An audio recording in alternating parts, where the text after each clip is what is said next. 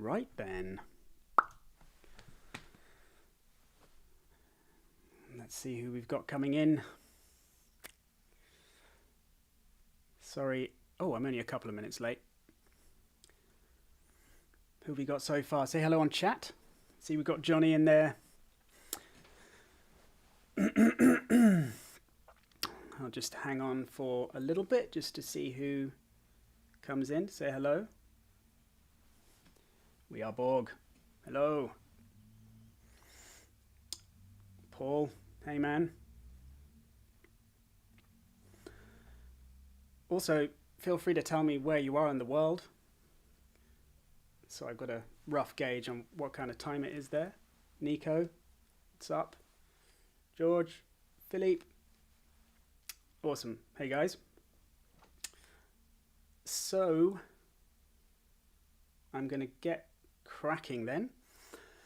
Just, we are boys in Dublin. Nice. Cool. If any of you are in Australia, obviously, I know we only get you for a few hours normally before you go to bed. And then, of course, West Coast we'd be lucky to have unless they're up at 6 a.m. Brussels, Belgium, cool. So all Europe-based then. Nice. Well, welcome to the webinar. And just to give you a little bit of a catch-up with the latest Producertech news, obviously you would have seen the Scale 2 course has come out. How many of you have seen the course? I know it's only been out for 24 hours, but if you let me know how much you know about Scale, obviously that's going to help with how much I go into it today, or whether I go into it right from the very beginning. I'll try and make sure it's cool for everyone. So we'll go through some workflows that help you get to know it if you're completely new to it. But equally, I'll try and show you some new tips if you've already started to get to know it. So yeah, just some Producertech news before we get into that. Firstly, obviously the compression course that I have been working on has been a little bit held up, but I should get that out next week. I know I've had quite a few students asking for it. In the meantime, of course, you can watch the compression course that's already on the site, which shows a lot of the kind of main principles of compression, just all within Ableton Live, and obviously it's a little bit older, so it doesn't have quite the same style as the new courses I'm making. So Nico's just seen the first module. We are Borg. I've not used it. So interested in learning about it. Cool. Well, okay. Same. Okay, nice. Well, okay. So we'll make today, fairly beginner level. You've used Scalar 1 quite a lot since you have it. Okay, Nico. Well, yeah. So some of the things won't be new to you, but I will be focusing more on the new features in Scalar 2 because they're particularly awesome. You may have seen audio detection mode and MIDI capture mode and all that kind of thing. So it's got some really great new stuff in it. So compression course is coming up soon. SEPA tutorials. If any of you've seen the advanced bass music production course from a couple of years back, SEPA has come back to do quite a load of new tutorials. Advanced bass part 2. And some other stuff as well. Advanced Bass 2 is already done, so that's going to be out in a few weeks. I'm really looking forward to that one because he's an amazing producer. If you haven't seen him, check him out on SoundCloud or Spotify, SEPA. That'll be coming in a few weeks, and then I'm going to be getting onto Ableton Live tutorials. Obviously, I make loads of those already, but I'm going to be onto the main beginners and advanced tutorials, sort of updating those with versions that use the latest version of the software. So that's what's happening with Producertech. So yeah, today what we're going to do, I thought we'd show a sort of complete workflow, seeing how far we can get through making a track in obviously a more melodic style. So we're going to go for melodic breaks.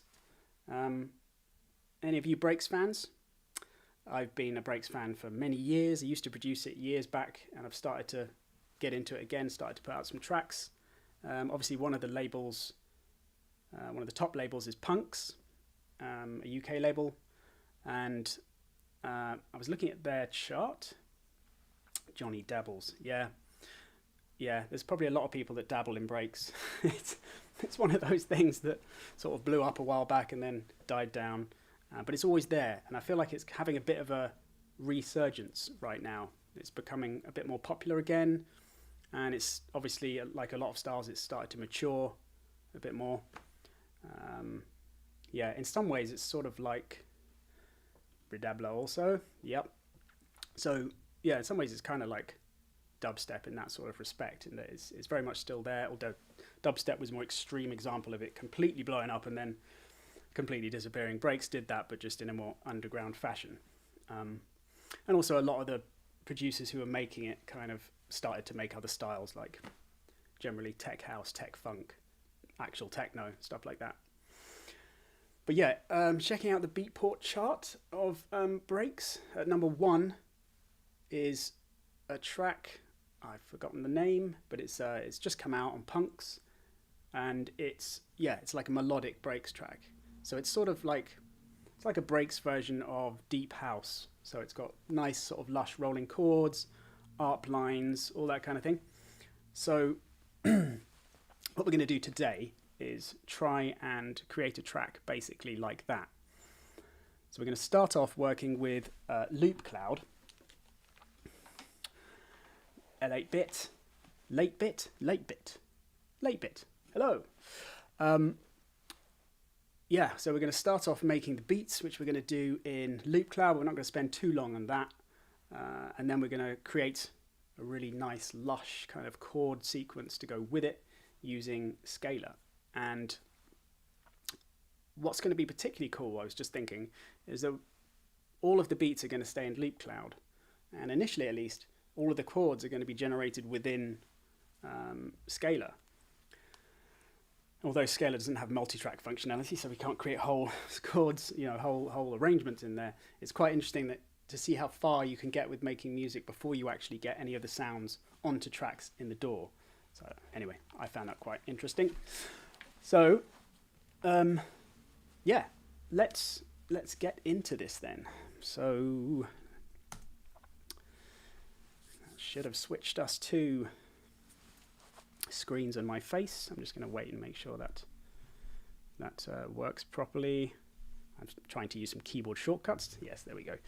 Lovely. So, now we have Live Open. So, I've got Loop Cloud on one track, MIDI track. It's a brand new project. I've just put Loop Cloud on one track. Who knows Loop Cloud, by the way? That's also something I feel like I need to ask, because I'm still quite surprised with people that don't sort of know Loop Cloud yet, but I guess you haven't seen any of my recent webinars maybe, or any of the Loop Cloud focused stuff. If you haven't seen it, I absolutely recommend it. It's completely awesome. Yeah, okay.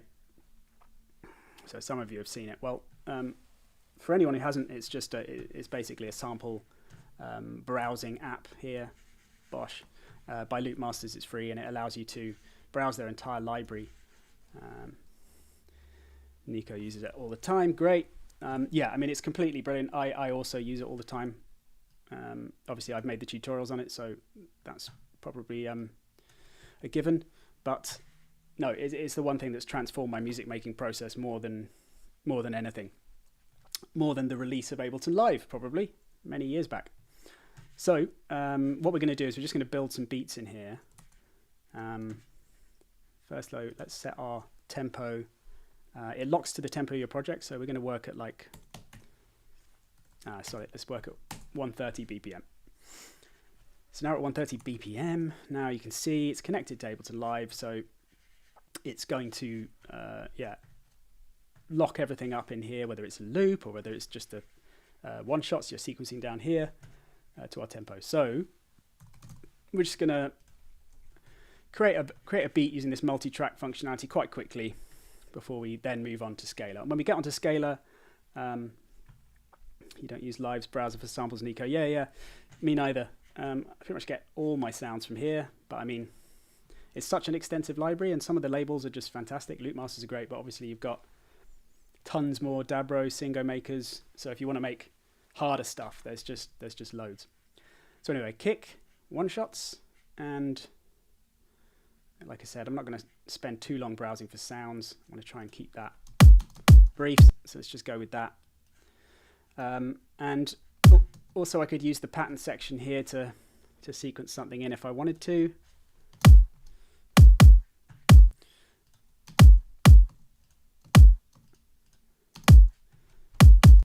And if you want to change it, yeah, you can just trim stuff, move stuff around, customize it any way you want. So I think I'm going to have a kick that's a bit more like that. Let's go for, yeah, sort of an upbeat there. Yeah, there's our kick. So once you've sequenced the pattern there, you can just set the levels down the bottom here. Let's go down a bit. And yeah, if you go over to live, you can see all the audio coming in there. And when I start and stop live, as it's locked to live, it starts and stops loop cloud. So let's get in our snare. Like I said, we're not going to spend ages creating the beats here. Just snare one shots and just get something in. And again, I could choose a pattern or I can just do it myself. Where's our beats? There's our beats, 1, 2, 3, 4. So let's just set it to 1 bar.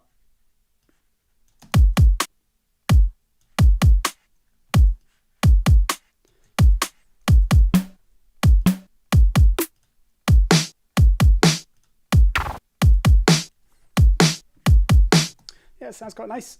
I'm going to go with heavy-ish beats. I'm just noticing we've got a shot of the keyboard in my my window there. Now I'm regretting entering hotkeys for all these scenes. Maybe I should delete them all so we don't keep switching between different shots there. What you're supposed to be seeing is my face. Not getting into the keyboard yet. I'll keep an eye on that. If it happens again, I might have to just do a slightly unprofessional switch over to OBS and delete all my hotkeys, so it doesn't keep doing things like that. Anyway, so got in the kick and snare. Now let's move on to a hat, and I think we'll just get in like 4 drums initially, and then we'll move straight over to scalar, because I know obviously you guys have come to see that ultimately. So let's just go with that hat and go to the hat's patterns and choose probably maybe even just 8.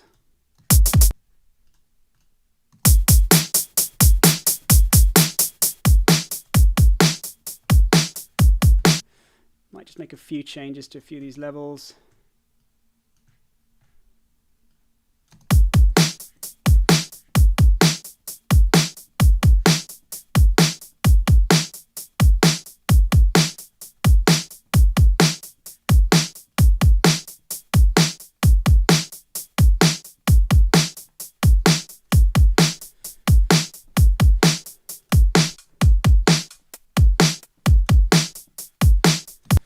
So yeah, this is just one way you can just get a little bit more variation into your loops. If you're a bit of a beginner to production, often you're not going to want that kind of robotic sound with your drums. So although 8th patterns create a nice rhythm there, just mixing up the levels that little bit will just create a nice groove to it. And obviously you could have it going up and down more in a more regular fashion, less randomly, but I think that's working quite well. And let's just get in like 1 percussion sound.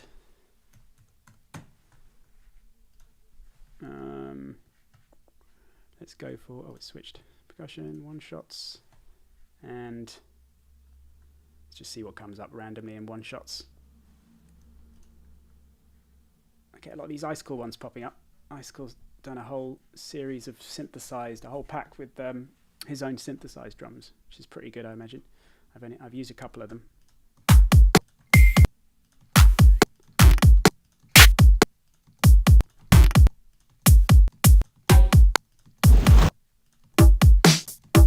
Yeah, let's use one of his. Why not? Let's maybe put it here.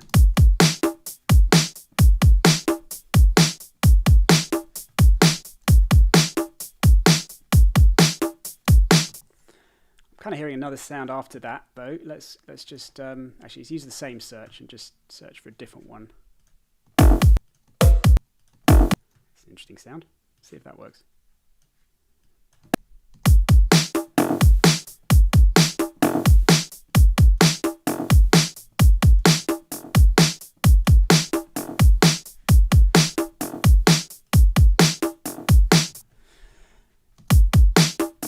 Kind of a cool sound, but I don't know if you can hear, if you're listening on good headphones there, it's kind of adding quite a lot of stereo information there. Like bouncing left to right, where you can see it in the waveform there. Bosh. Yeah. Let's just try something a bit more regular. Let's unsolo it.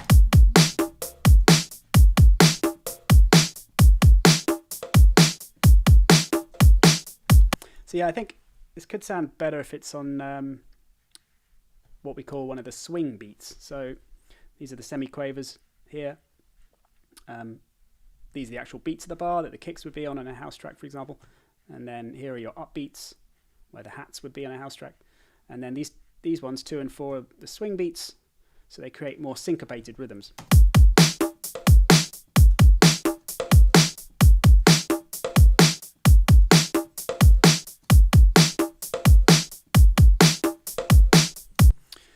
Cool, that'll do. Yeah, if we wanted to create our own natural shuffle, by the way, we can always just drag this slightly off grid, which you can do by turning off the grid here or just by holding shift. Just drag it a little later.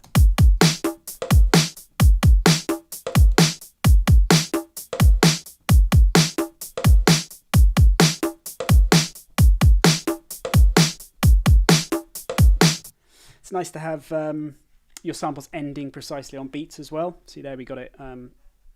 Don't necessarily want it to overrun on top of the snare if it's quite a long sample, so it's nice to have it stop dead, create that kind of tighter sound.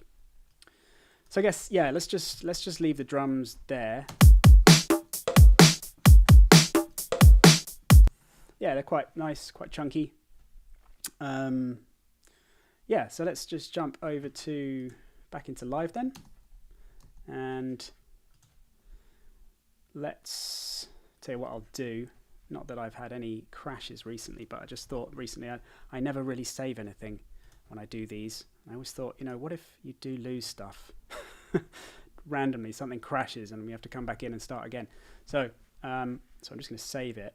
Again, this is another feature if you're new to Loop Cloud. You can completely save all the settings here. You can save your own patterns. You can save the whole session. So we're just going to call this May 29 webinar. Yeah, so got it there just in case now. And yeah, coming back over then to our project, let's get Scalar in there. So let's make it nice and big for you, and then make sure my face isn't going over it. Yeah, so it's important to know that there's lots of different ways that you can work with Scalar. You can just come up with ideas before you've got anything going and just play around with it, trying out the different presets, which are, for example, song modes and artists. If you don't know any of these guys, then, well, I guess you can just go through and find ones you do like, but we've got some pretty cool names in here. Opalopo? I've never known how to pronounce that. He's a great producer. MJ Cole, obviously, although quite old school. With Carl Cox in there, so there's tons of people. So yeah, you can always bring them up, or you can go into songs if you're making a particular style. So, what? No breaks? Shocker. I would probably, well, I'd probably dive into something like cinematic or soulful if I wanted something soulful. I mean, it's just to show you some examples then. If I choose one of those, it loads up a chord progression at the top here.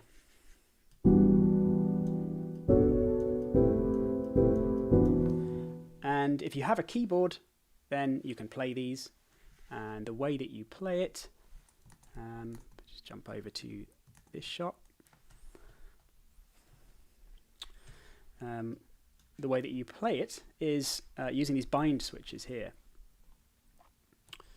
So if I bind to section A, this is section A at the top, then now when I play my keyboard, you can see what notes you're playing here. So the note I'm actually playing is the C, D, E, F there, but they go grey to show you that it's mapping to a particular section. So it's mapping to all these chords here. So when I play this C here, I'm playing the first chord, B minor 9 with the D, A minor 9 with the E, and so on.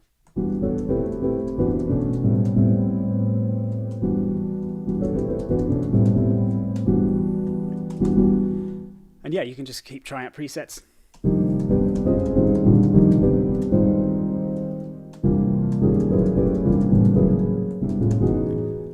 Neo Soul isn't probably the one to go for a track like the one we're making.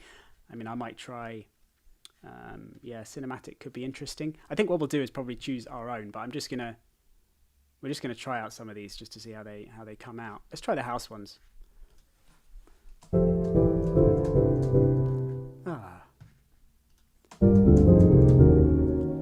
Nope.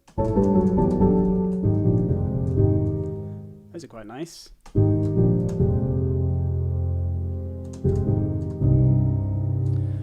That's very nice. Maybe a bit serious. Sometimes I think it's probably best at this point to try a different patch, because a felt piano, I don't think we're going to use a felt piano in our track. So here's another thing to say. The sounds in Scalar 2 are way expanded. I can't remember how many there were in Scalar 1, but I think it was just like a guitar, piano, maybe one synth. There's only a few anyway, and now they've expanded it out to loads of sounds. And they're very usable sounds, I must say. You could, I mean, where's the saw one? There you go. Oh, it's changed. Is there a super saw? Yeah, there. There you got a classic kind of synth sound there for making full-on EDM, if that's your thing. And similarly, on the kind of more acoustic side of things, these orchestral sounds are really nice. So, strings.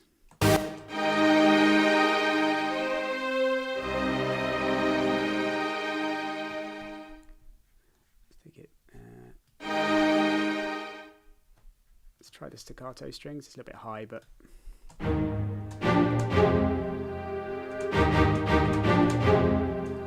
pretty nice, I think.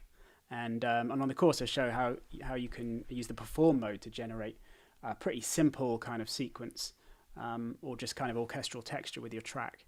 So yeah, check out module 1 for that. It's very easy. You just literally select your scale, pick the first chord. Yeah, maybe we'll do that a bit later on. So you just go into scales mode that way.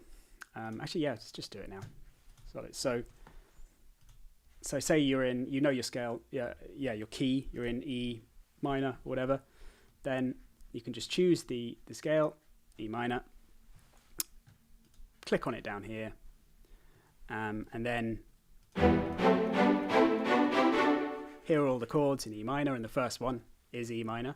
So then you just drag it down to your chord builder section, and then once you're locked to that section,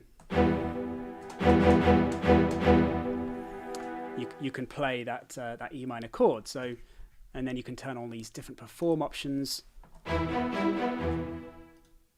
like fast ones here, like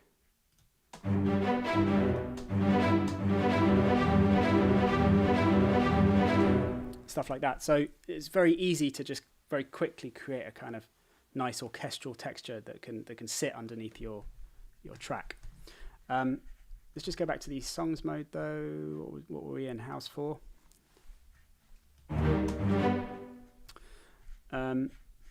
Actually, I'll just clear that section so we can go back.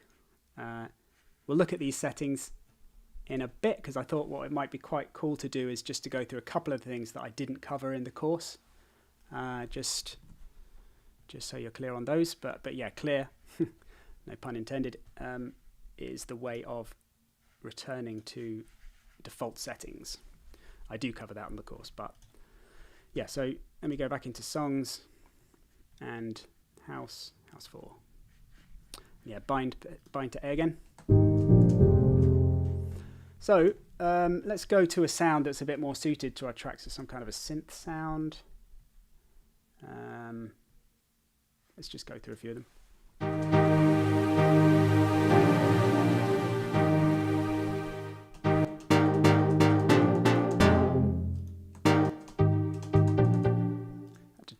Detroit's pretty cool.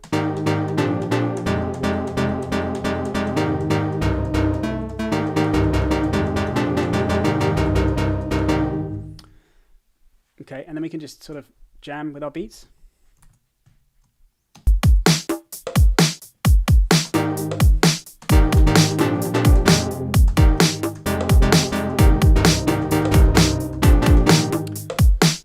I'm actually hearing something that might work here. So once you start to get your sound, I mean, you can see here instantly what it tells you about these chords. Just below is, this is like the scales section, just below here. So when you load up a particular preset, it tells you the scale that the chords are in. So we're in A flat Lydian. It tells you well, first of all, you can play that scale so you can hear what it sounds like. And then you can see sort of what the sort of characteristics of that scale are. So major is jovial, happy, optimistic. Minor is moody and sullen and serious. So these modal scales are often nice ones to use if you want some kind of interesting characters in there that don't stick to the regular kind of major and minor. If you haven't seen my Beginner's Guide to Theory and you're totally new to scales and that kind of thing, I recommend you check out that course. Yeah, the modal scales are somewhere in between major and minor in that they have different. Sometimes they use the minor third, for instance, which kind of puts them more in the minor camp, and sometimes they have the major third, which gives them generally a major sound. So it's that third note is quite an important one when it comes to defining the sort of main characteristic of the scale. And then the way the modes differ apart from that is they generally have like maybe the 6th or the 7th as a major or minor version. So it's that kind of combination of notes there that create a different character to the sound. Just the way they move, for instance, if you're in A flat, from A flat to A flat, and whether they choose the minor or the major or the perfect intervals. So this this Lydian mode, then that's the scale that we're in, and that's selected now. And just like before, when I picked a scale a different way, when I actually picked it manually myself at the top here, the lower half, once you've got a scale selected here, the lower half loads in the chords, the main triad chords in that scale. So we're in A flat Lydian, but we could easily be in C minor, which is a similar scale, because in this list it shows you the sort of scales that are close by. What that means is the scales that these chords could sort of also be in. So if we move to C minor, you can see all of these are still blue, and that means all of the notes in these chords are also in the C minor scale. B flat Mixolydian as well, F Dorian. So these are all scales that are basically options for your track if you want. But I would say, this one is sort of the most strongly recommended one.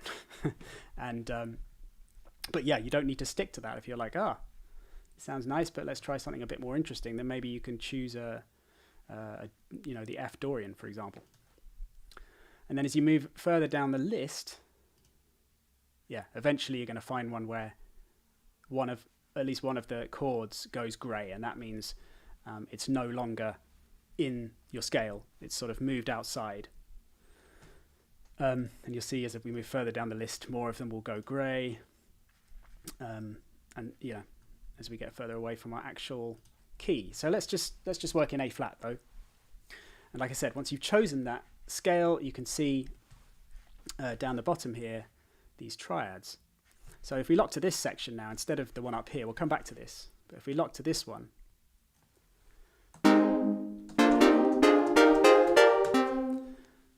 So this is what's called the triads, which are the 1, 3, 5 chords in a particular scale.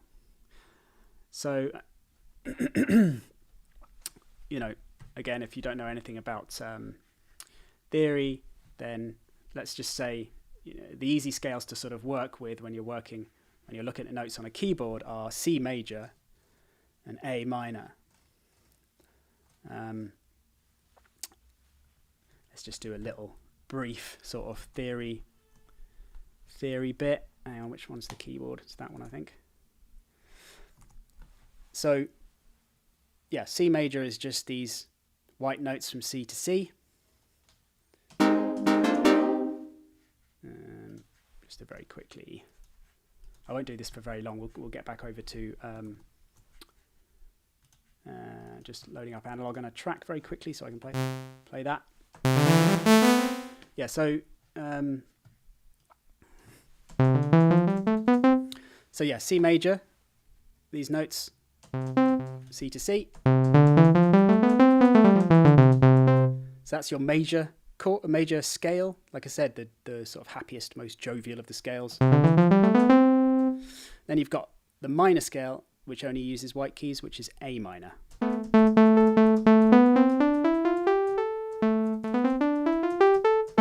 So when you're kind of trying to work out the intervals in either a major or a minor scale, so the distance from one note to the next in the scale, then you can always sort of refer to those two scales. So if you're like, okay, what are the notes in E minor, say, then you just have to go, okay, so it's two semitones up to the first note, then one semitone, then two, and so on. And if you do the same thing going from E to E, you'll find out the notes in E minor.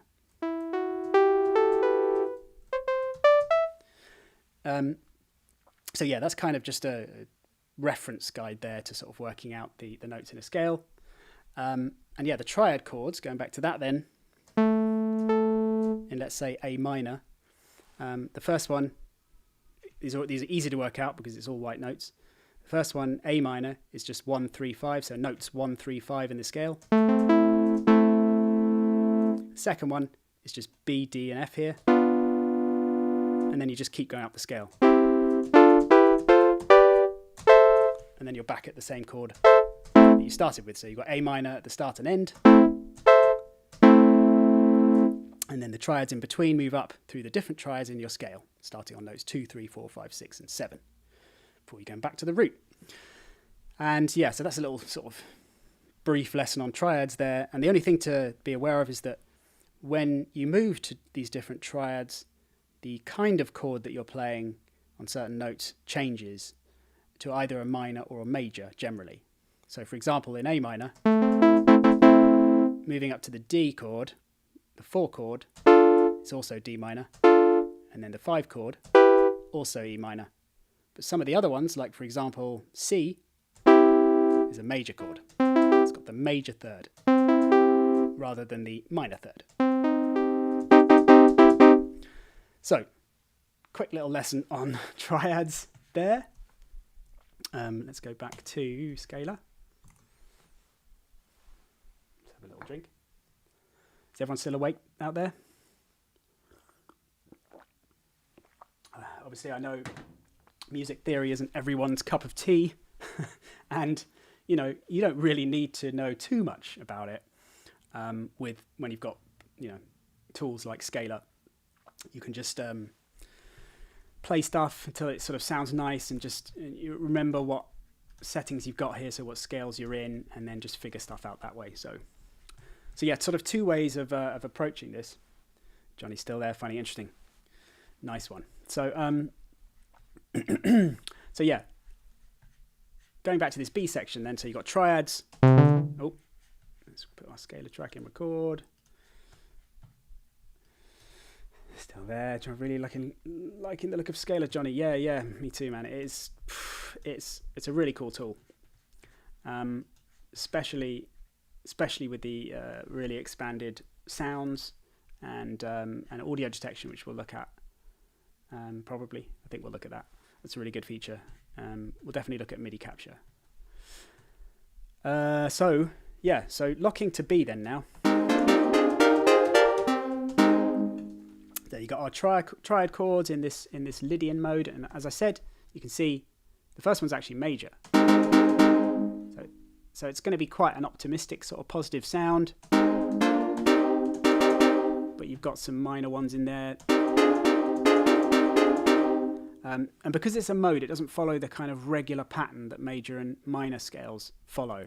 With those major and minor scales, you always know that the chords 4 and 5 are the same as the chord 1, because that's just the pattern they go in. So if you want to create, for example, in a let's just show you in C minor here. So you see the C here, moody kind of minor chord sound. If you go to the 4 and 5, F and G, exactly the same chord, exactly the same sound. So if you want to stay with that identical kind of sound there and not push it in a different direction like a happier sound or whatever, then you can stick to those chords. And then if you want to maybe mix it up, go to something a bit different, you can move to the 3rd and have it go major. And it suddenly changes the whole mood. So yeah, so with regular major and minor chords, and minor is probably the one you'd use generally most for dance music, electronic music. Yeah, that's something you can always rely on with those scales. So going back to our Lydian, suddenly it breaks out of that. It's like, oh, 4 and 5 are different. 4 is actually diminished, which is quite a strange chord, if I'm honest. A diminished chord means it kind of falls out of the bracket of a normal chord, where, just showing you on here, where you can see, actually, if I click on the hover over the chord here, you can see the notes in it at the top here. So if I hover over it, in fact, if I just play it, no, where are we? 4. So the notes we've got are D, F, and A flat. So a regular minor triad would be D, F, and A. So it's taken the 5th down one, which basically sounds a little bit weird. That isn't to say you shouldn't use it, but just be aware that a diminished chord is a slightly more dissonant, slightly kind of clunkier sounding chord. So once you're in this modal scale or some of the others, you can't always rely on the same techniques that I mention on, my theory courses, for instance, just jumping to these 4 and 5 chords and thinking they'll always work. The 5 chord works pretty much across the board though. That's generally the one. But again, there'll be some modes where it doesn't. So yeah, so there's the triad chords. You've also got in here 7ths.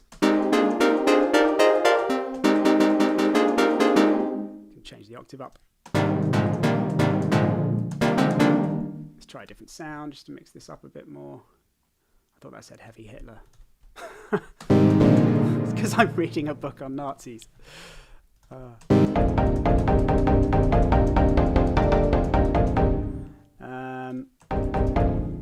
What are you guys saying, by the way, down here? Same. Late bit you heard. Scalar 1. Started using it properly in the last few weeks. Scalar 2, but it was a surprise. So you literally started using Scalar 1 a few weeks back. Yeah, I can see how. Must have been pretty cool, though, if you're starting to get into how good Scalar 1 is, and then all of a sudden they pull the rug out and bring out number 2 with loads of cool new stuff. So bring it back up. No. So yeah, here's our 7th chords. And again, I won't go into the theory too much, but a 7th note is just note 7 on top of the 1, 3, and 5. So suddenly you've got 4 notes in your chord, and then as you go up through these, you get ninths. You can see up the top there, you now have 5 notes because you've got the 9th as well, so you get the 7th and the 9th. And they keep getting more complex with the 11th added on top now. So yeah, so that's another way to go. You could play your beats. Just going to bring these down a bit. Are the levels okay for everyone? I've kind of forgot to bring my faders down, so I feel like it might be.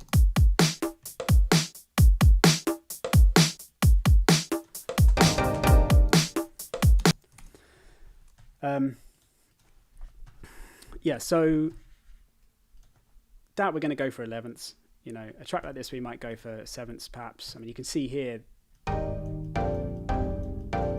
These are really interesting chords. You've got sort of regular B flat major chord with an added 13th. So it's these added notes that add the real like interesting color.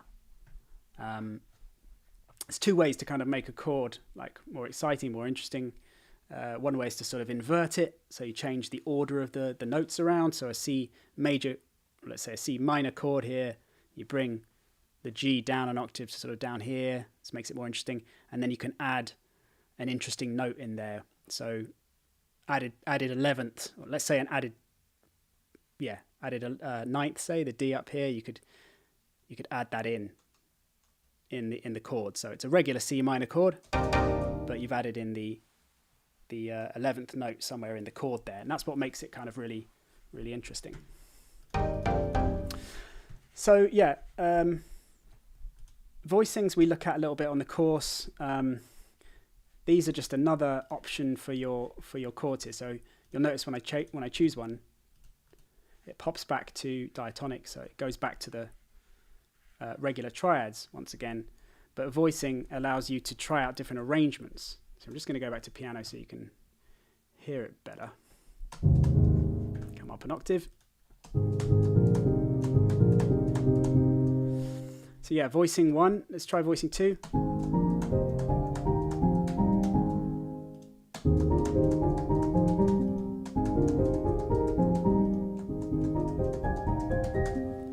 So it basically just rearranges the notes into a really kind of nice spread across the keyboard. So it's kind of a cool thing to play around with there. And the same with the more complex chord types. It just sort of rearranges them into different sort of sounding sequences. One that maybe has more bass notes going on, or one where most of the notes are clustered together in one part, but there's one note that's spread out and it's right at the top there. So you can hear it's just a different way of spacing out all of the kind of options you get in here. One thing to be aware of with these voice groupings, and I mentioned this on the course, is a lot of, in fact, with any of your settings here, if you turn on voice grouping at the top here, so let's just play these chords as they are. Actually, let's just select the triads. That's back to our regular triads. And if we, turn on voice grouping, it's really nice. It's a really nice sound. You can see how, turning it off again, that's just our regular triads going up the keyboard, kind of separate, sort of far away from one another, not with a very good flow. So if I've created a nice selection of chords here, like I want to go from the A flat to the D minor,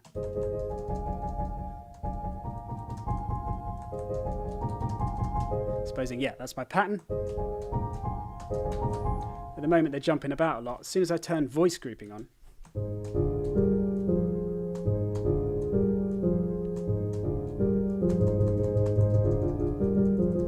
it just kind of pulls them together a little bit more. Now we're still getting a bit of a jump up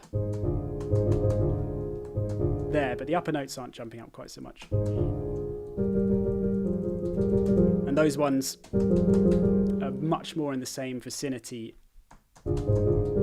as the first two chords, whereas if we turn it off, you can see them jumping up and down the keyboard as they would do if they're just played in their normal way. So that's one pretty cool feature there if you just want to instantly have a really nice take on your chords.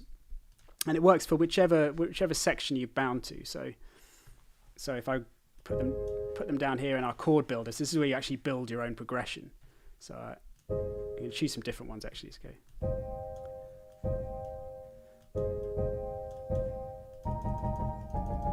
So it's nice to go major, minor sometimes.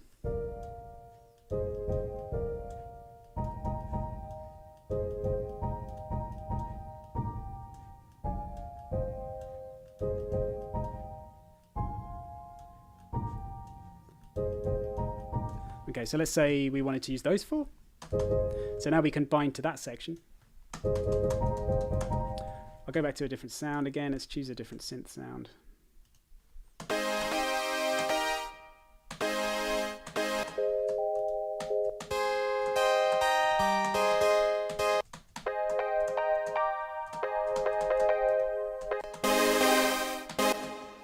I'm looking for something that's sort of a bit more plucky. Not a marimba though.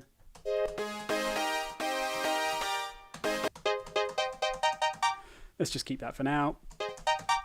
So yeah, we got 4 chords here. And once again, let's group them.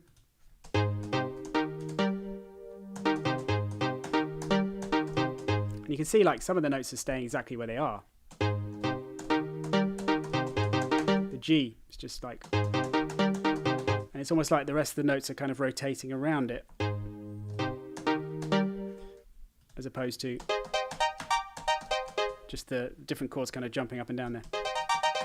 So yeah, voice grouping is very cool. And there's also several different modes there, where you've got dynamic plus 1 octave.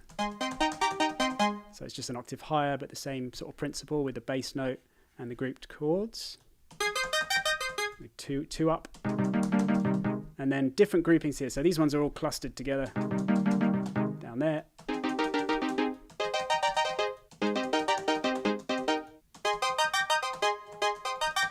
So basically just instant presets that you can just jump into for certain groupings of your particular chords.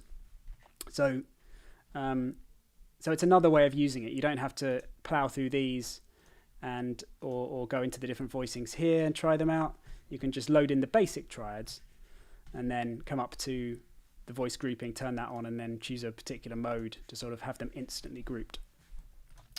If you don't want to use that though, then with your chords down here, you can just turn on edit and then you get these individual chord edit options down here. Just have some water, one sec.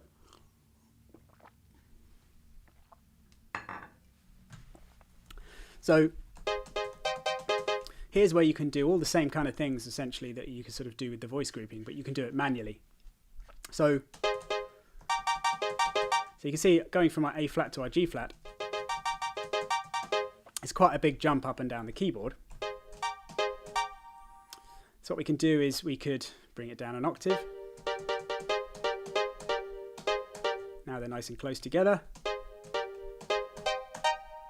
Maybe we could bring the E flat down as well. Oops.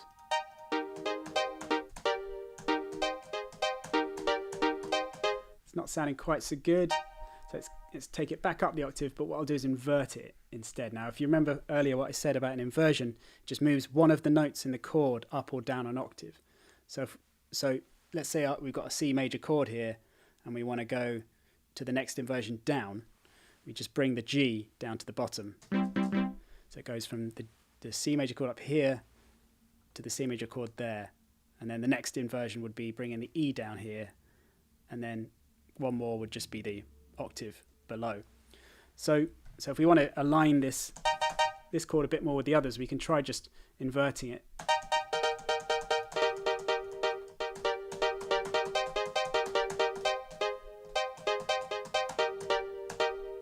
So yeah, the chords are kind of flowing a bit better now, you can hear.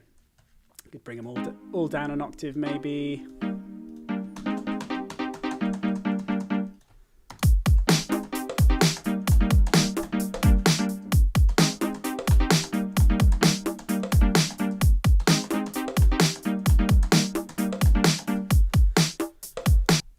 I'm actually, it's not the most exciting chord progression, so let's just say though, say I was liking that, but not really so sure about it, want to compare it to something else. So what we can do is you can either just click plus, start building up a new pattern yourself, or as we were working with a really lovely sounding preset up here, what you could do is drag all of these down to here, or actually if you just select them like that, just drag over them, and then either right click or click on the dots and then add chords to current pattern or new pattern. So we go with new pattern, and there you have it. You have 2 different patterns now. So now we can bind to the C section once again. I realized our keyboard is over it, so I'm just clicking on the C button in that section now to bind it just like the A and B sections. And now, okay, so we're definitely going to go with this one, I'm pretty sure. So let's just develop this one a bit more.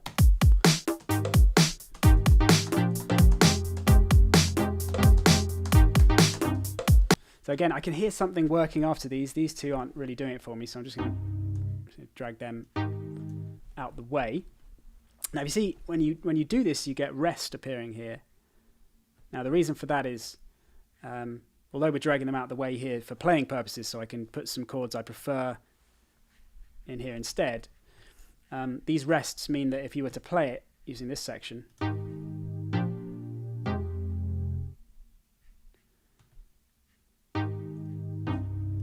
so you can think of this section as kind of like a sequencer, basically, where you can play it. So it enables you to just sort of hear the chords without having to play them manually yourself. And you can also loop it. You can also sync it to your DAW. So we'll use the DAW sync so I can show you that, because that's another new feature in version 2 and it's really cool. So actually we're going to get rid of these. So let's just right click on them and then remove them. And so yeah, I can hear it moving to a different note. I'm not sure which one yet. So I think it's C. Let's just bring that down an octave. I'm not sure that's the right chord, but I think it's in the right direction.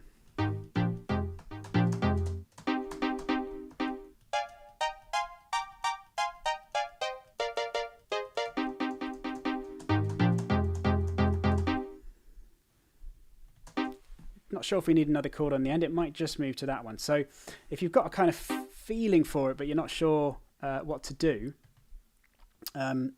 there's a few ways to go. One way I show on the course is you just right click on the chord and you go to edit chord, and then it just brings up a load of the different suggested chords.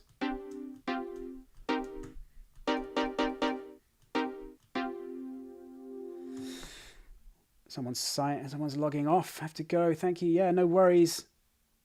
We are Borg. Have a good one. I'm glad you could join us. So yeah, and have fun with Scalar. It's a great plugin.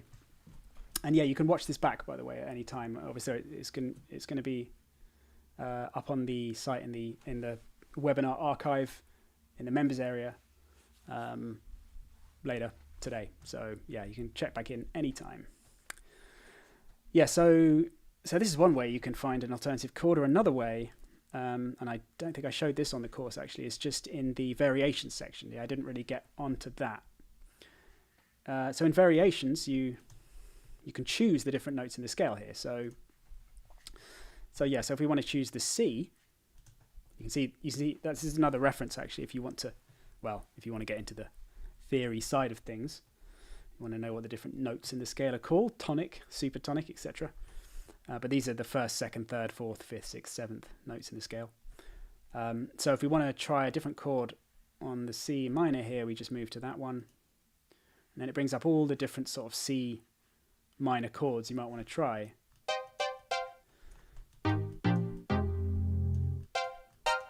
We can take them down an octave.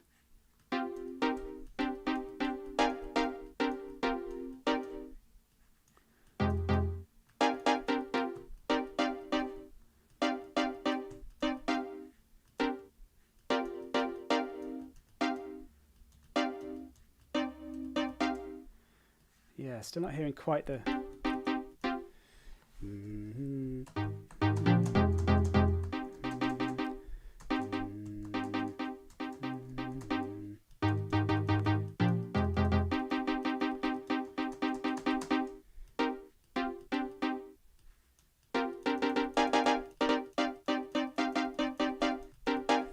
So one thing we could try, if I'm not finding it sort of this way, is, and this is something I didn't show on the course, so it's another cool new thing for you to check out here, and it's scale lock, or forcing into scales. So there's a few different kind of ways around this. So for example, if I go to a different preset now, what happens is we load in a different chord progression here, and a different scale, but in this case actually it's the same scale. Yeah, so when you get to certain other presets like house 7 here, you can see it's loaded whole different chord sequence. And yeah, and we've gone into C minor now, and it's loaded up all the triads down here. So although the pattern section stays exactly the same with whatever we've been working on and building up, everything else changes.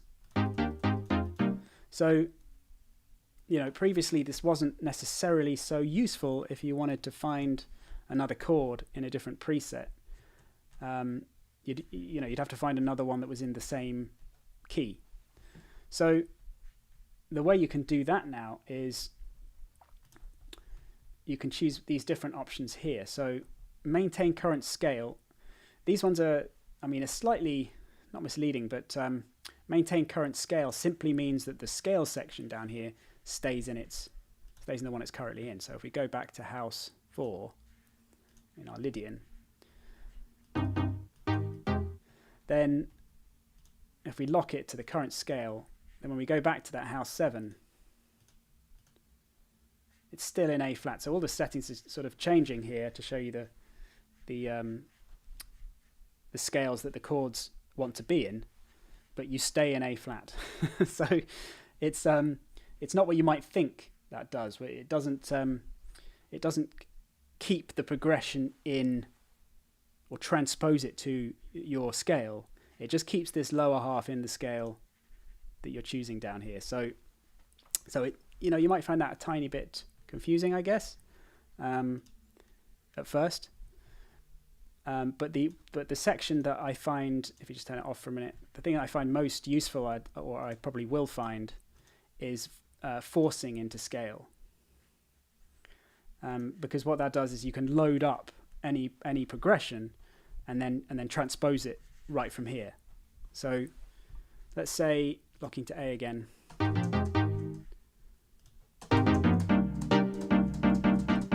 If we're like, oh, I think that's the chord I'm after, but maybe it's not in the right scale. Actually, this one is. Let's choose a different one.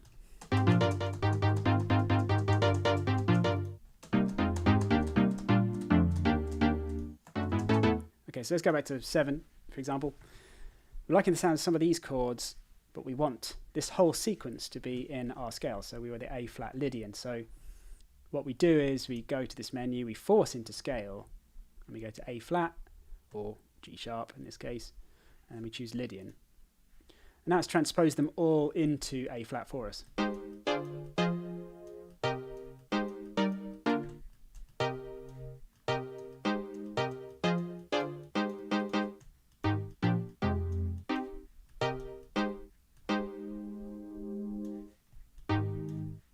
I think it's actually just A flat I was hearing, going back to an A flat chord, which of course has the third in it. Let's try taking that down an octave. Yeah, I think that's kind of what I was hearing.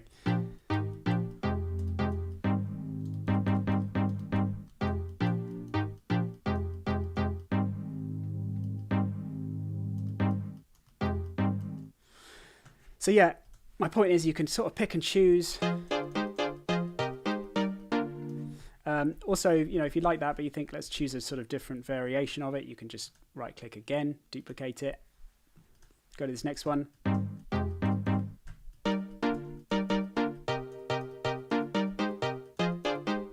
And then, I don't know, let's go to a completely different genre, try something totally different.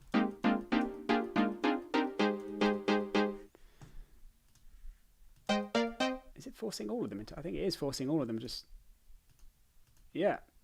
So now we've chosen that, it's locked to it, it's showing the lock one, and it's just transposing absolutely everything into our new scale. So that's actually that's an amazingly useful feature there. And yeah, something new in Scalar 2. So I didn't have it in version 1. So if you really want to take inspiration,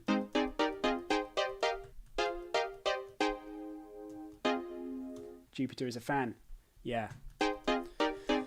Yeah, me too. Really cool.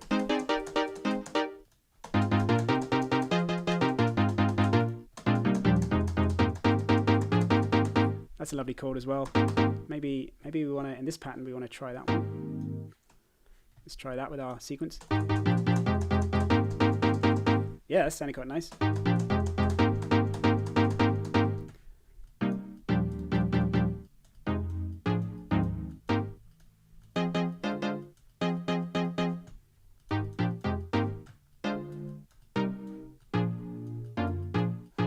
Let's try this one maybe.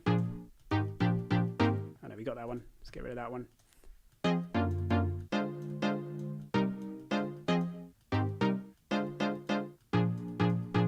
Let's try the B flat in that one.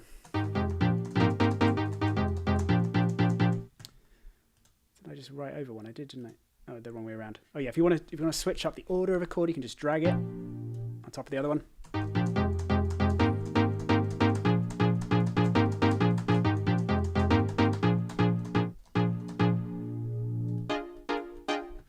try a different one.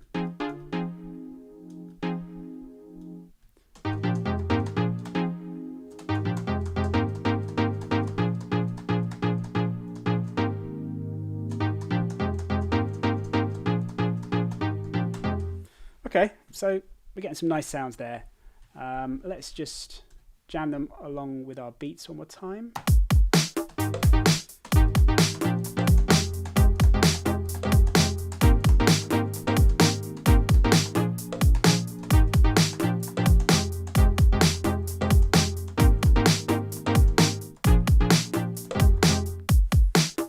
Yeah, still not quite sure about the end there, but let's just check the house original pattern. Make sure.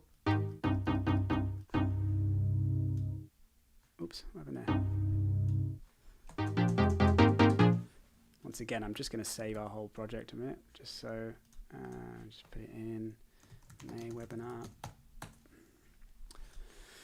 just in case I do something silly, lose everything. So.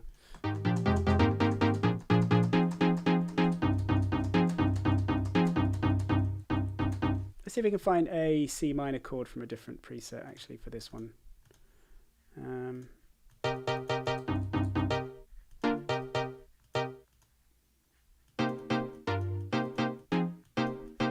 Let's try that.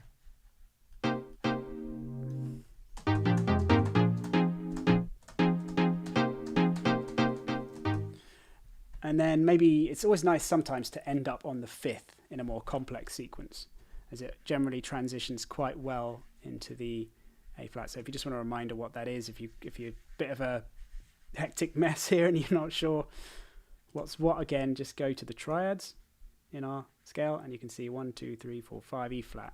Okay, so let's drag that in. And if you're like, oh, okay, that sounds a bit lame, let's go variations on the E flat. Let's try a few different ones.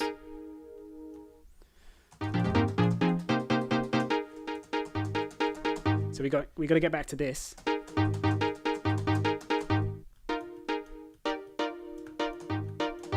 So yeah, actually it's probably easier if I click with the mouse and then I play the A key. We can hear how it sort of transitions from this one into this one, and maybe we'll find a nice combination that way.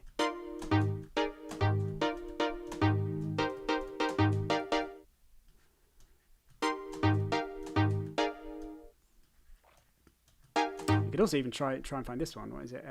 So it's number 3. Presumably there's that one in here. Number 5, number 3.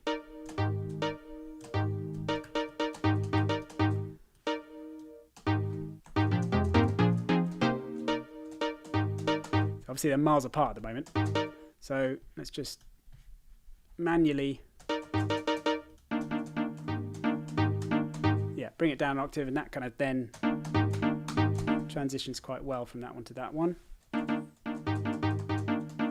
Try a different inversion as well.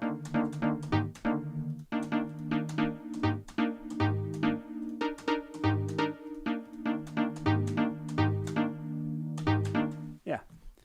So we've got quite a few different options there now.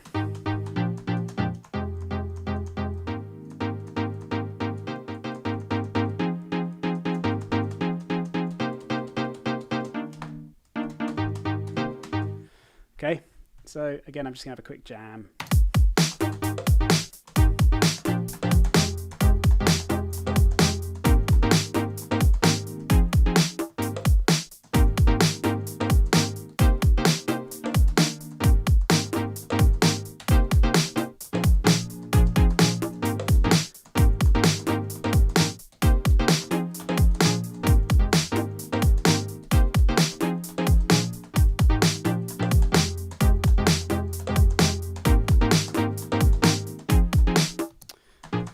second half.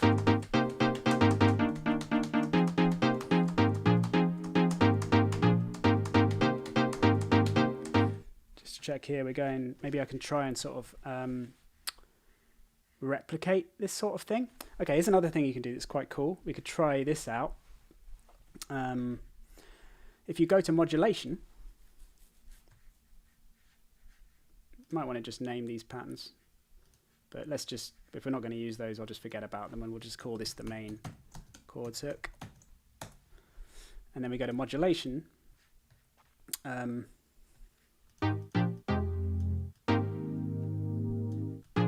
So now you can see up the top here, this is our chords progression. So it's jumped up the top here.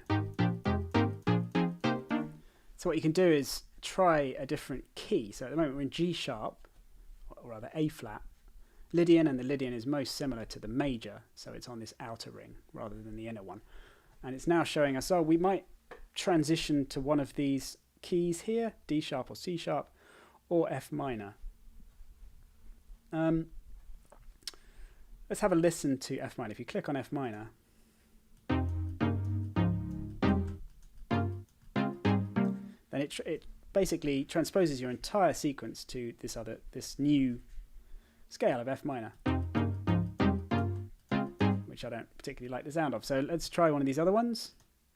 Or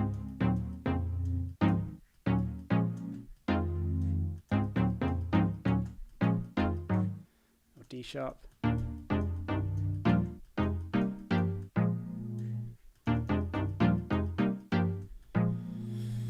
So what I was thinking with this other one, if we duplicated it, we could try one that starts off with these chords in one key, and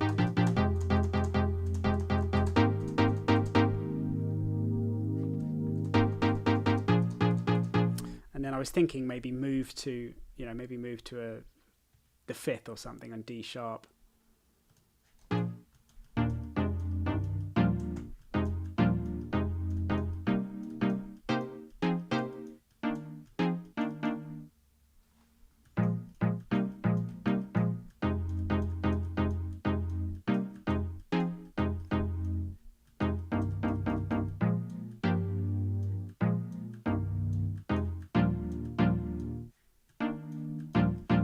Yes, that's kind of maybe more of the kind of E flat chord I was actually after there.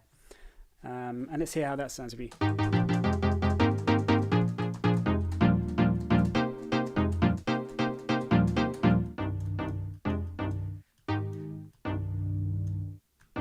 It's quite moody sounding, but it kind of fits a bit better, I think, with that one.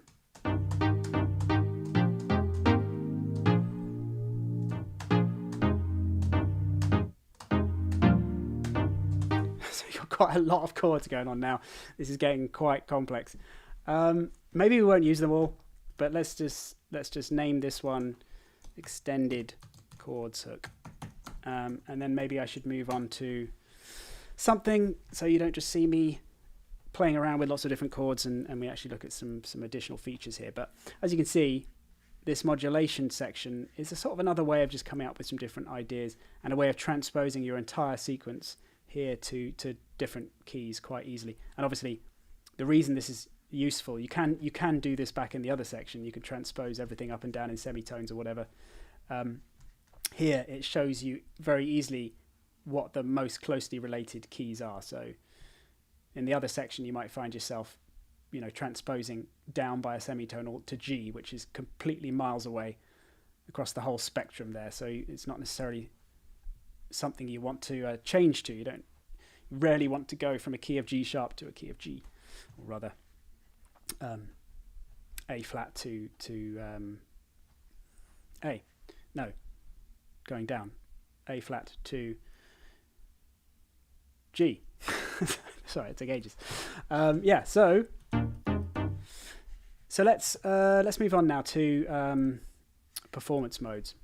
And let's maybe, I think I might even just strip it down, make it a little bit simpler. But I'll keep to our extended one. So let's jump up then to these performance modes here. If I turn them on, it allows us to create things like arpeggiated phrases and different rhythmic patterns basically of our chords. So let's say, going to expressions here, let's start off with arpeggio, because you're probably all familiar with arpeggio. It's just going up and down, or just up or down through notes in your chord. So here's our first one.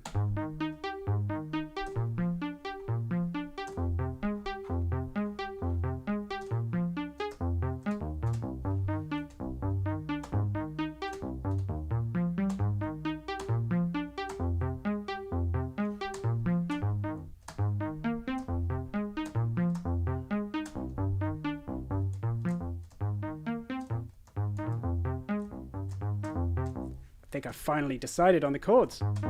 A flat, F, and then the C. Yes, I'm going to remove those right away so I don't change my mind again. Okay, these are the chords we're going to go with. So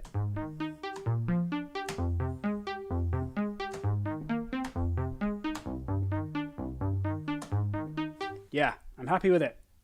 Finally, I hear you cry. So now we can actually, we could listen to these. Let's go to door sync. Let's go to door sync now. So as I was showing you before with the player,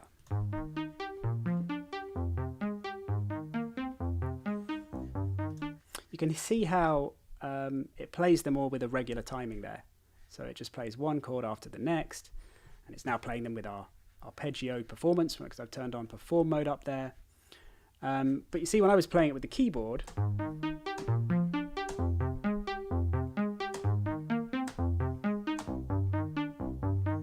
I was holding these ones for twice the amount of time.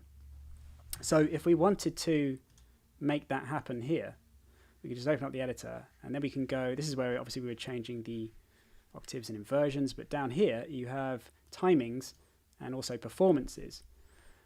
So you can even customize the performance. Maybe we'll look at that a bit later on. With the timings here, I can just set the third one and the sixth one to twice. No, I won't. I'll set it. I'll just repeat it twice. You can either bring the duration up to ×2, or you can just have it repeat twice. It should be pretty much the same.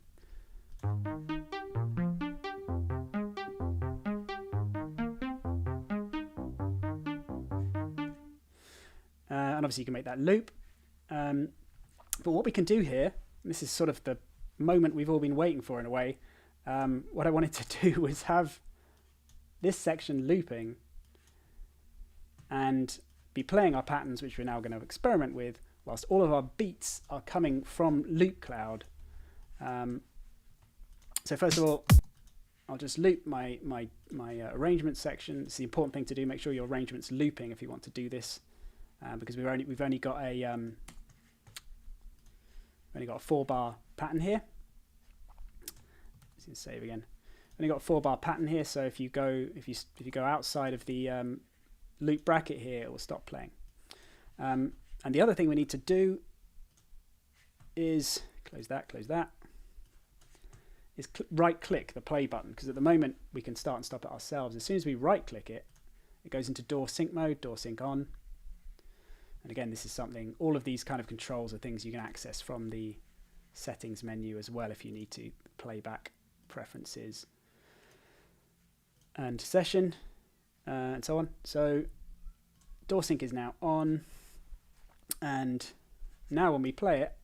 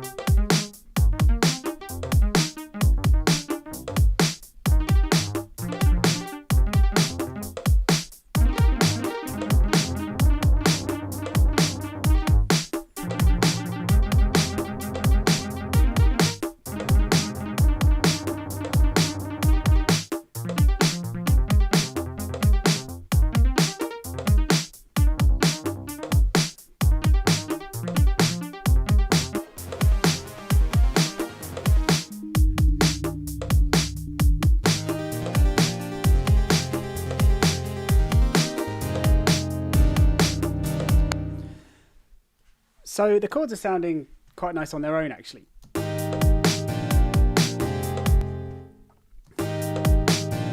What's going on?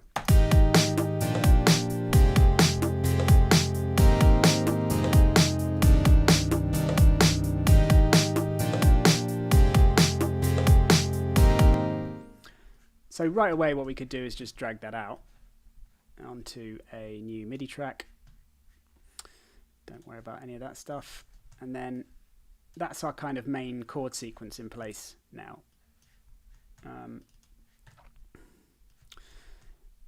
And you can see, yeah, it's just, obviously these are all the right chords, all the MIDI notes are correct, and you can see it repeating here because I changed the settings there. So whatever you change in the settings, if you go in and stop it from being the default 2 beats, so you add some repeats, or you add some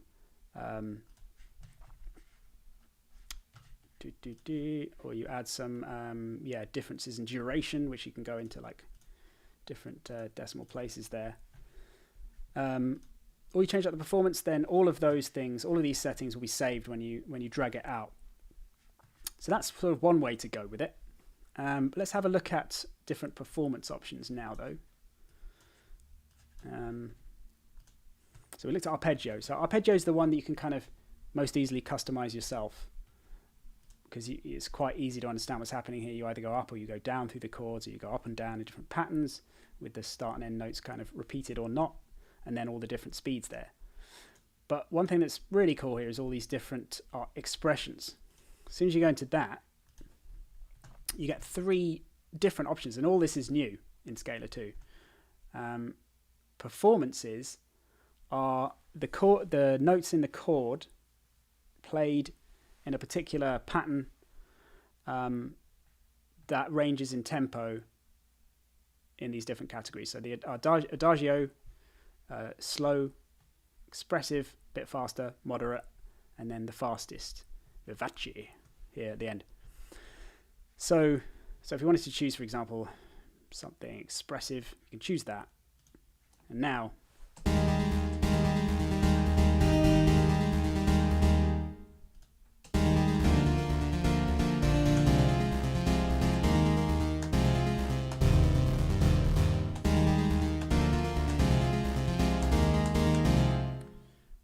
let's try a different one.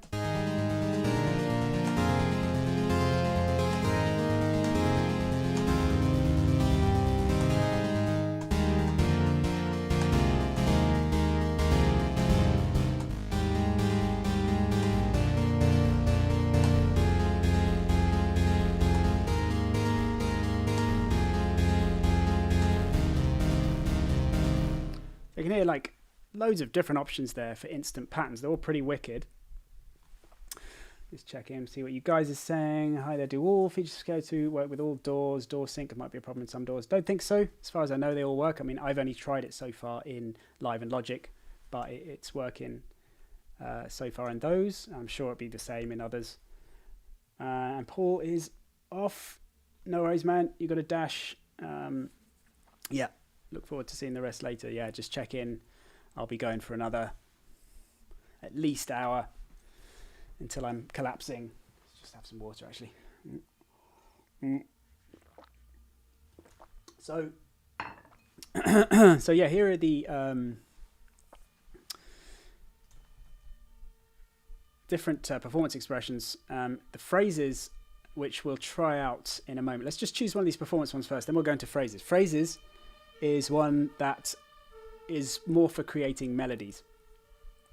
So I'll go through the sort of different ways you can use this. First of all, we'll choose a performance, and then we'll look at phrases for.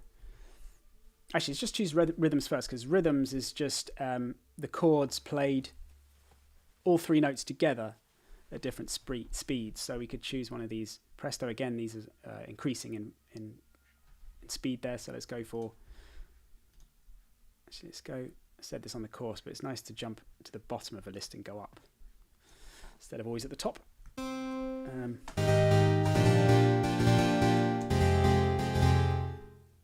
little bit fast. Let's try this one. To the bottom. So you can see Just jam it along.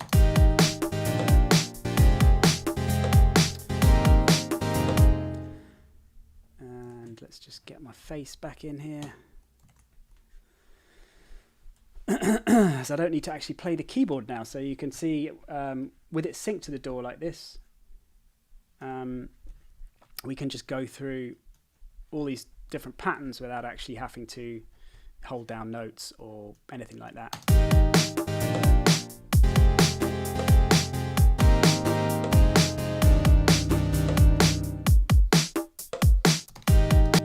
Make sure you're looping the right section here.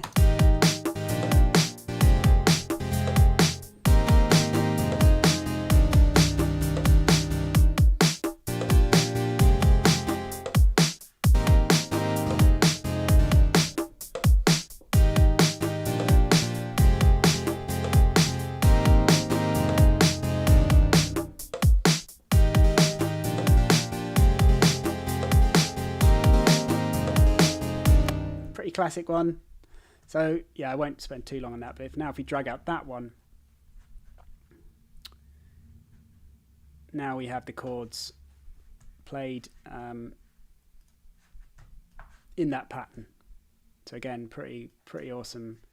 Timing is exactly the same, so you can see it goes from, well, it holds the 3rd and the 6th chords for double the amount of time to chords 1, 2, 4 and 5. So half the time, but now it's playing them in this kind of interesting pattern, kind of a classic sort of dance cross rhythm there on the 4th semiquaver of that beat, and then halfway through the next one.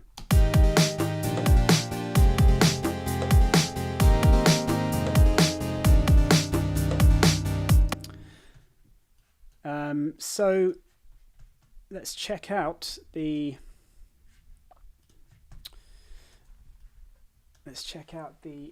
other performance mode now, which is the phrasing.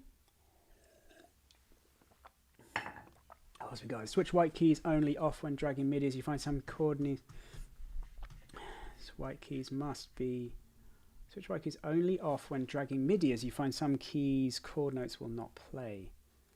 White keys only must be off. Oh, I see what you're saying. So I think what you're trying to say, Jupiter, is if you drag this to the scalar track, for instance. Yeah, I think the point you're trying to make is a good one, because yeah, if you're using scalar, so let me just show you that, because it is a good point and it's something that might confuse you at times. Let's just go back to the keyboard then to show you what's that one? What we're talking about here. So if I take off perform for a minute, and let's say I wanted to, and I go to keys lock mode here, and I choose one of these keys lock modes, which is something that you often want to do when you go into a scale and you want to play stuff yourself. You go into like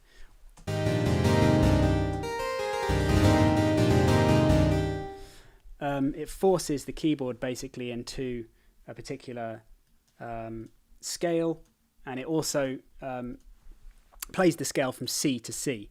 So it completely messes up the notes. Well, no, it completely sorts out the notes, but it means all you have to do is play from C to C.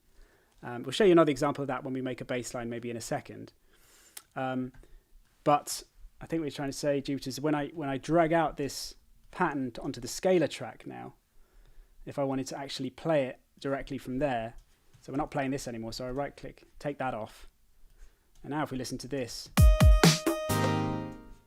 and I don't want to bind to any of these, so take that off. Now if we listen to that,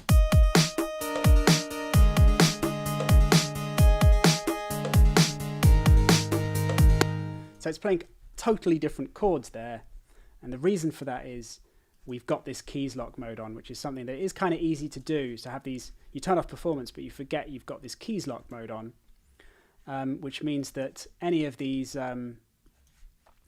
notes here that are on black notes, for example, will get pushed down to the nearest white note. And worse than that, if you actually locked it to the scale and white keys only, it's not even going to play the right. It's not even going to play the right chords in the right area, because it's going to only play your scale between C and C. It's not going to play it from A flat to A flat like the scale should actually be played. So, yeah, good point, Jupiter. And yeah, this is a good thing to just be aware of if you want to play it with scalar here. So you turn that off.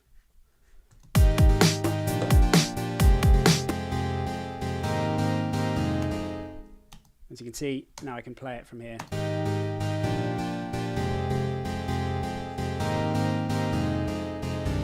So yeah, just be aware of that. Now we weren't actually playing it just then. I've just dragged it down to an empty MIDI track down here. So I wasn't really worrying about it. We were just kind of looking at these notes while the chords were playing within scalar, so you could sort of see how it looks with the rhythm there. We've got F. Smitic from Texas. What's up? It misses chords, it goes silent. Yeah, exactly. So the when you've got that sort of white keys active and it's forcing it to do certain things, then some of the notes won't even you won't even hear. So any of the black notes in the phrase won't be heard. So yeah, let's go now to this phrasing. Actually, let's choose a couple of sounds and then just start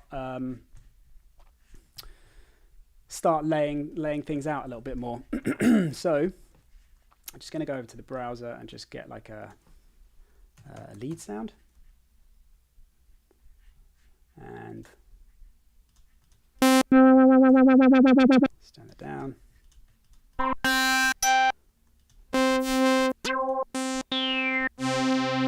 Let's just go for that one for now. Just drag our pattern in.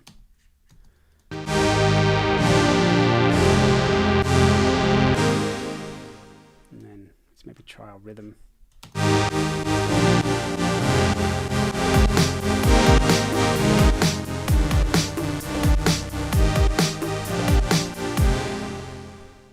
Sounding all right. Let's go for a sort of pluck sound as well, and just so we're not getting our ears knackered out by the same kind of sound over and over again. So we'll go for like a pluck. Let's just go to sounds for this. Sounds, and then mallets. A lot of these sound a little bit basic kind of marimba-y, which isn't what we're after, but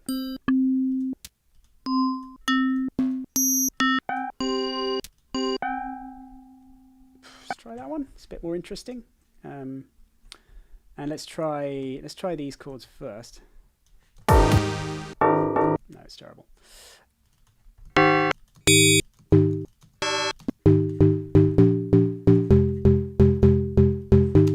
Let's just try that one.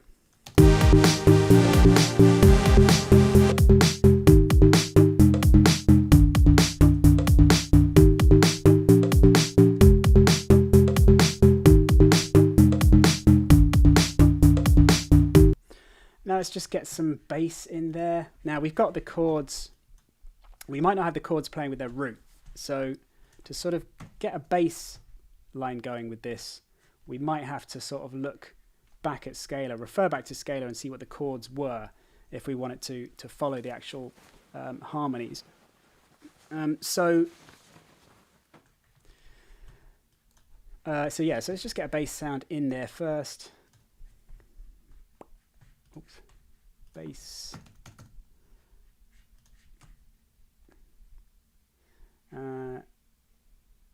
Actually, let's go sounds, bass, and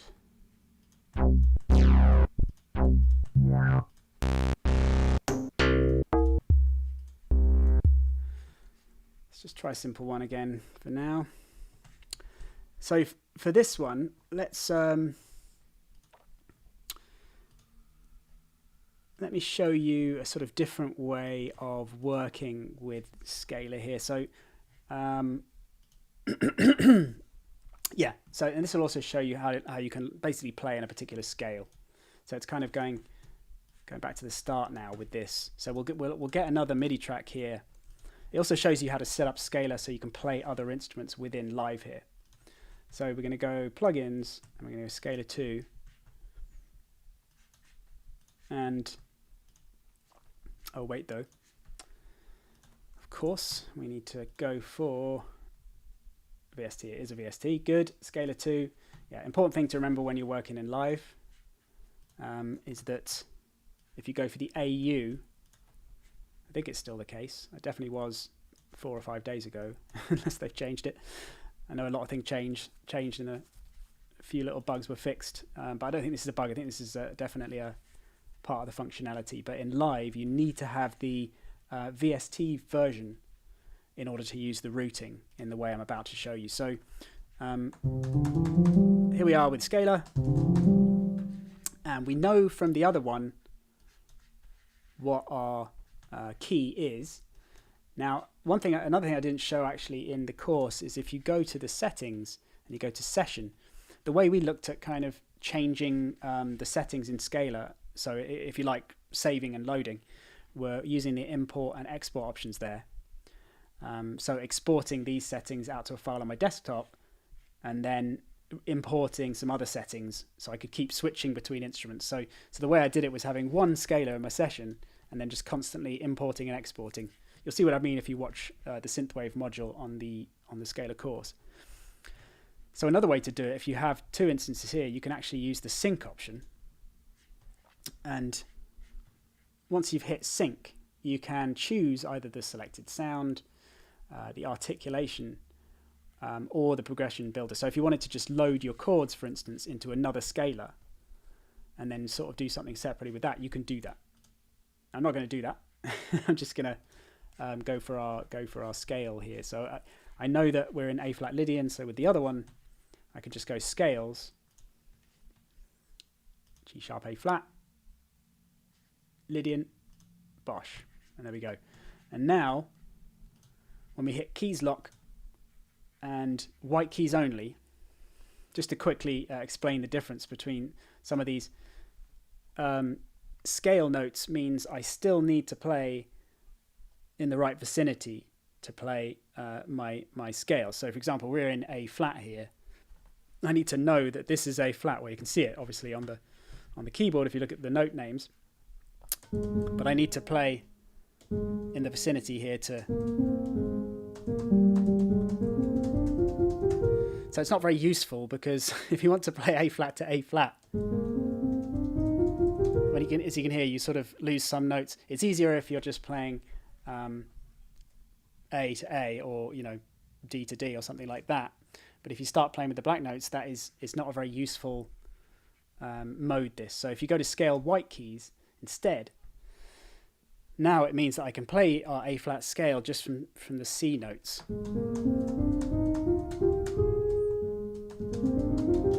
So always a kind of go-to there if you want to play an instrument in your particular scale. So now we've got scalar mapped to our scale. If we want to use it to play our bass sound here, this muted bass,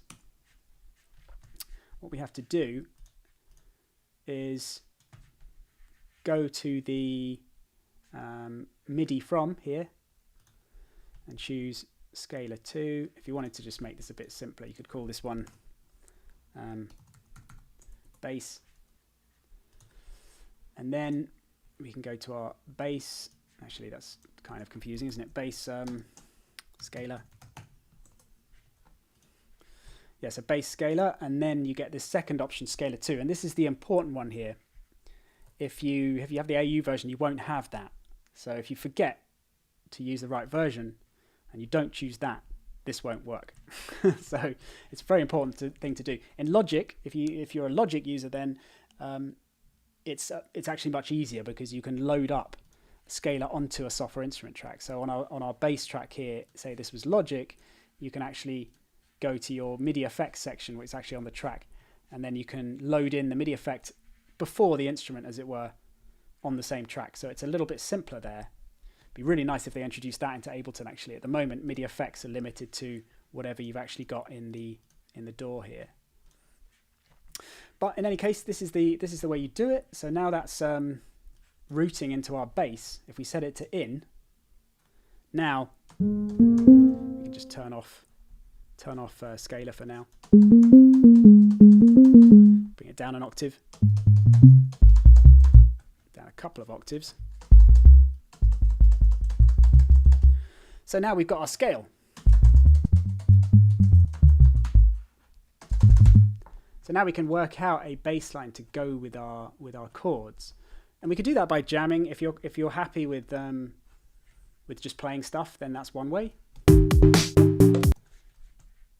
Not so sure about them anymore. Sorry to keep going back to my browser and messing around here, but let's try something a bit more. Actually, let's just change the envelope myself. So, okay. See, right now the amplitude envelope is very long.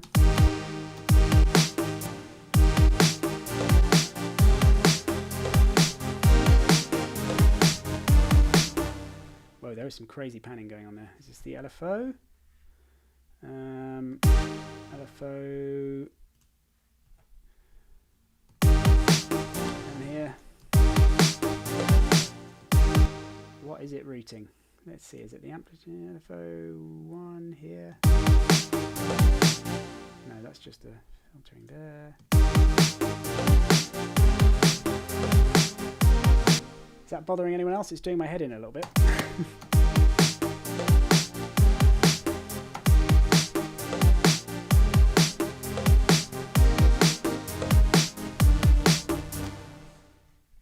Well, amplitude 1, amplitude 2. Okay, that's quite long as well. There we go. That's a bit better.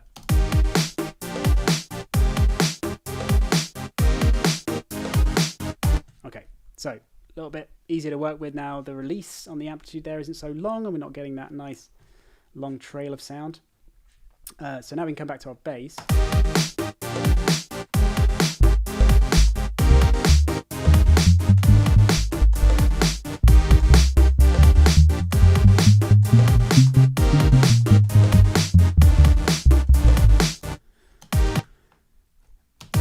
So, one thing you might find, and this is what I think I'm about to find, is that obviously when you play the first note in the scale, it should really feel like, yes, this is the key we are in. But when I play my chords and I play that note together,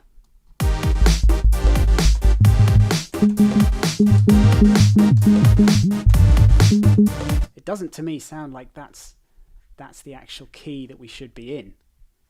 So at this point, bit of a game changer, I know, but we might now have to go back and choose one of these other scales. Like maybe,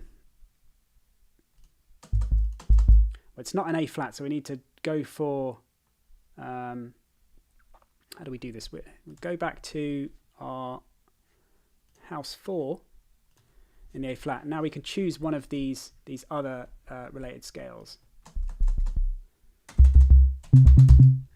Could be C minor.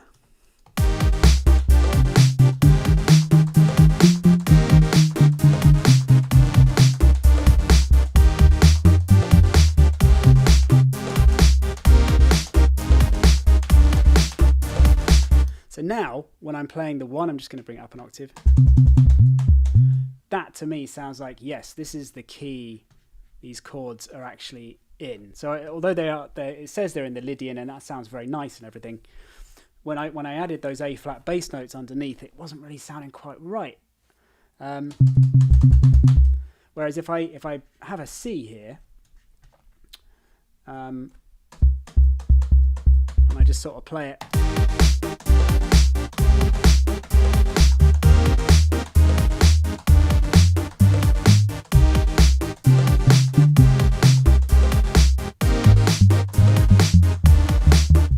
It's sounding like it's fitting a bit better. We can try some of the others.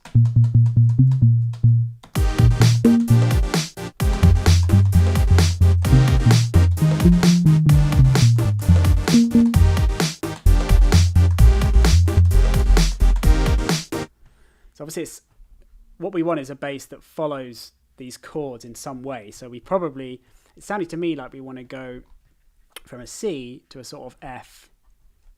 So the C is sounding best.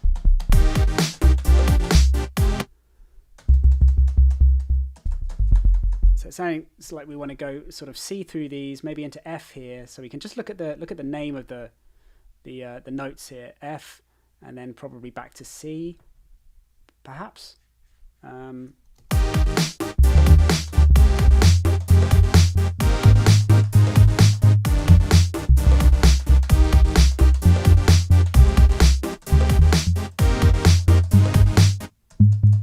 These aren't actually our chords though, are they? Let's find out what our chords actually are in our pattern. So we got A flat, B flat, F. So yeah, this is the other way if you wanted to go with this, rather than sort of jamming and playing in stuff. You can go back to the chords here. We could just drag them over to the bass and then turn off this input, go to auto, and then basically, obviously there's a lot of notes going on here, but if we look at these and we also refer back to actually here's one thing we could do, just make this a little bit easier so we don't have to keep going back over to scalar here. We could write down the chord names: A flat, B flat, F, A flat, F, C, A flat, B flat, F, A flat, B flat, F, A flat, F, C, was it? C.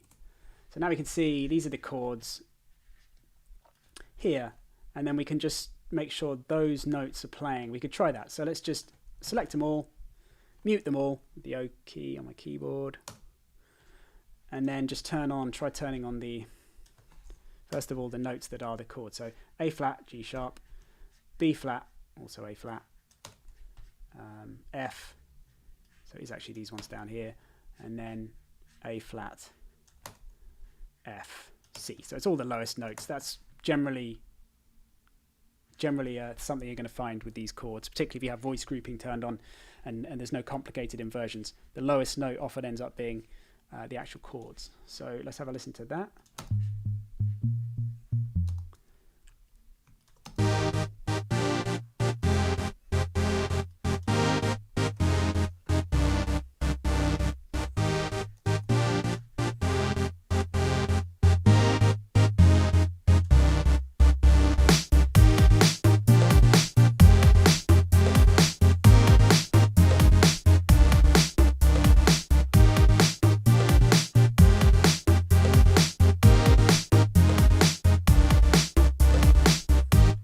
I'm liking the sound of that.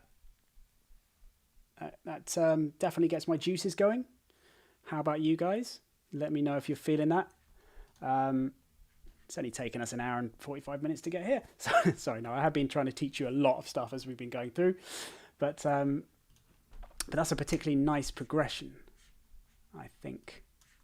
And you can see I could try a different version on this. So we could try doing something that doesn't follow the bass notes. I mean, that sounds really nice. And sometimes though, when you've got a lot going on, you might want to just really just strip it down to a sort of single repeating pattern.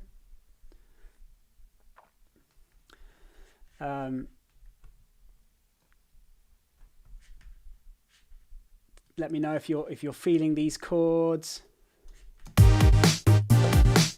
So let's try one that maybe we can also like go around the octaves a bit. Come down for that one.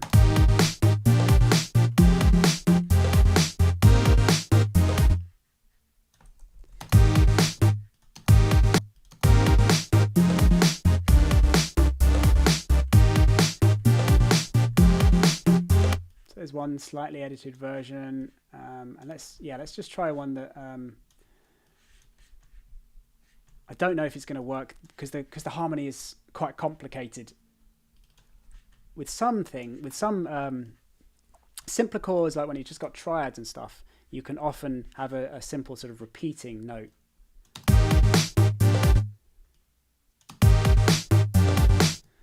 Although you have to see here what are the other notes in the chord. We've got F, D, and G. Try some of these other ones. C.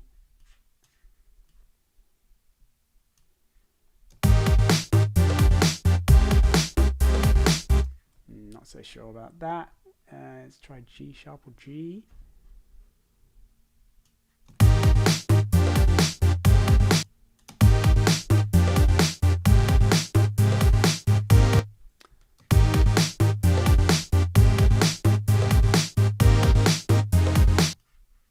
Let's try maybe the C. I can just deactivate these and try that instead.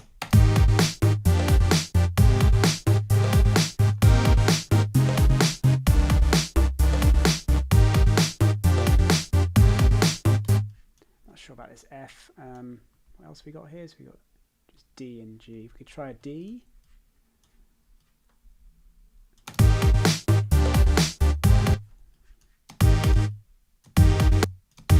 What else we got? D sharp and G.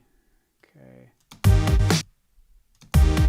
So yeah, these following something different than the actual root of the chord, certainly for this first one, is going to sound very, very disjointed. And that sounds terrible as well, so.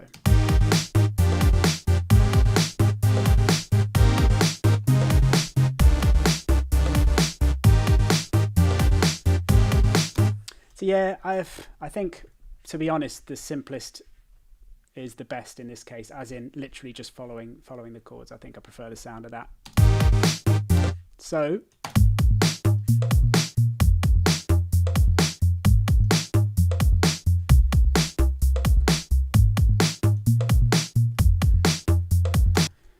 cool.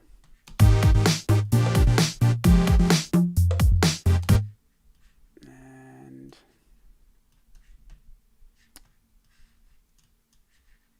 sorry. Cool. So let's go with that. So let's look now at creating a sort of few different variations to go with this. So we've got go back to then this track, and let's mute the saw as well, and let's just work inside scalar again, playing our bass and our drums together now.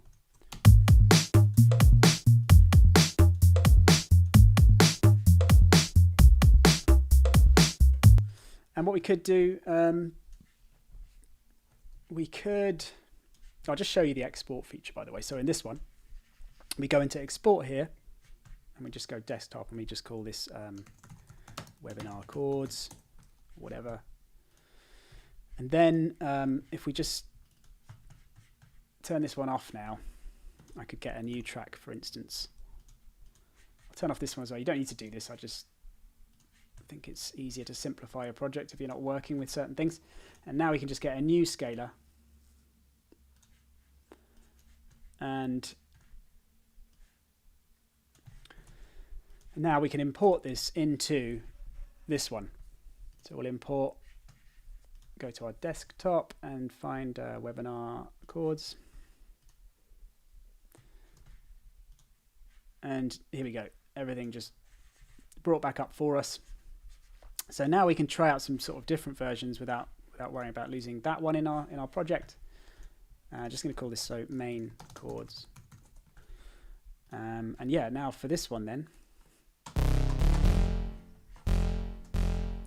let's go for sort of ethereal wonders. No, it's maybe that celestial one. It's quite nice for. Let's go up a few octaves.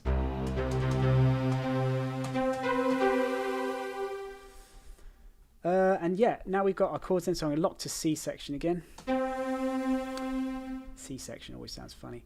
And now we're going to go for some of these different phrasing modes. So we've seen rhythms for playing kind of the chords just in different rhythmic patterns. We've seen performances for playing up and down the chords, a bit like an arpeggio, but dancing around a bit more in kind of more exciting and more interesting and diverse patterns.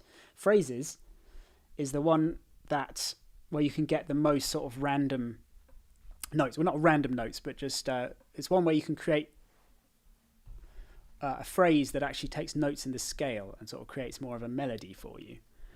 And there's two ways you can work it. You can either just go with the notes in the scale, the chord, sorry, or you can go with the notes in the scale. So when you choose it, for instance,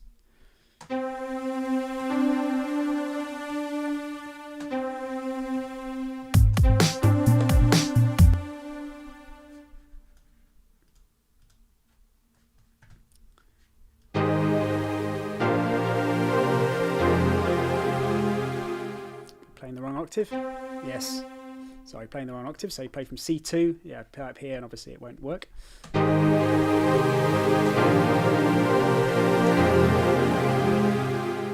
this sound is way full on. It's also very loud. Sorry if I'm deafening you all slightly. Let's do get some of these menus sticking a little bit sometimes. Let's turn that one down. And let's go for this one. Okay, yeah, a bit nicer. We could sync to the door again if we want to try a few things out. So make sure we're just looping that part of the arrangement, which we are. Right click down here.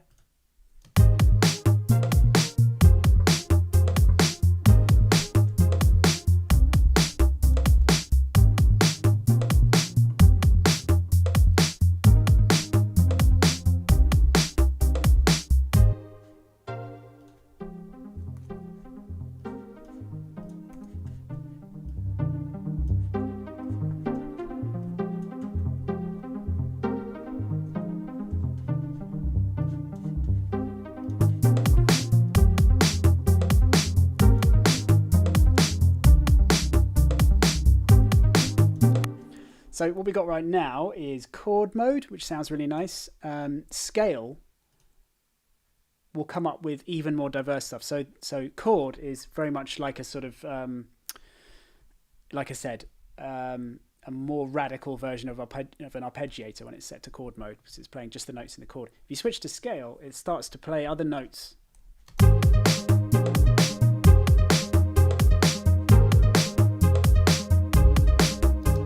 Which may or may not work. There's some nice moments in there. You can see it's like it's highlighted a couple of notes there, which we can kind of repeat over and over. And sometimes that can work really well. So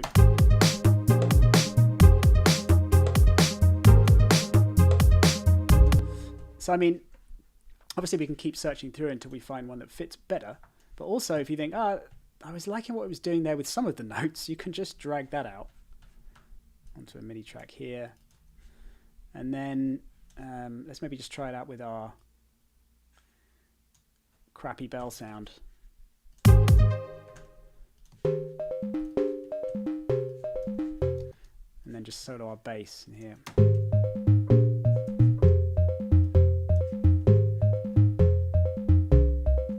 So it's not working in a few places.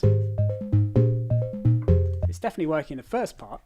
What you could do is just try muting them all if it's a bit too full on, and just turn on the notes one by one, or not one by one, but let's see. So this is the nice kind of phrase that's working quite well, so we can turn all them on. Turn on them as well. So let's get this upper part sounding right.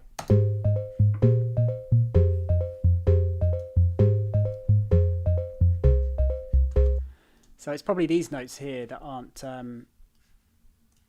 working, these lower notes. Let's see, obviously the chance of all four of these notes, or even five here with this working throughout the whole phrase, are pretty slim because our harmony is quite complicated. But we might be able to just change one or two and create a really nice phrase. So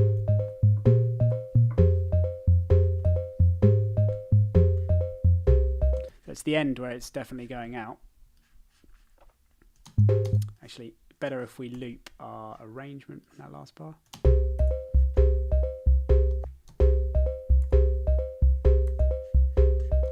Okay, let's just loop them both here.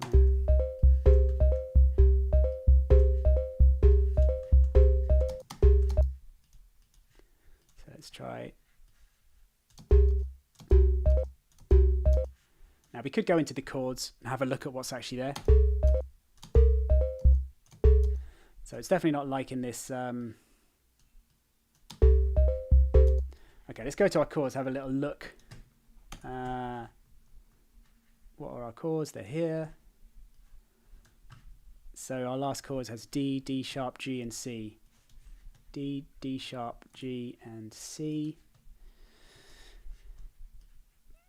D, D sharp, G, and C. So let's change these to...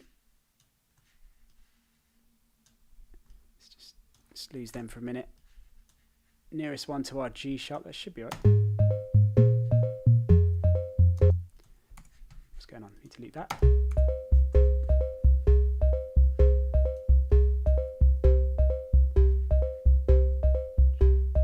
Okay, that's sounding nice, sort of going down from there to there. Let's try something different on the bottom.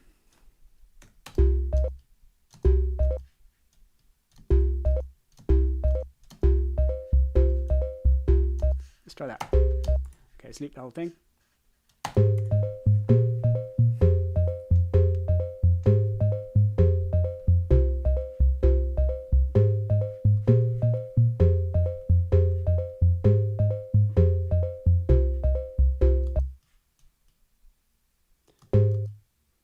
Maybe this bottom note needs to go.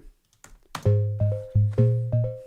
think probably with our chords it might start to sound a little bit complex. So what I'll do is I'll just drag that to here. Let's just check it out with the chords.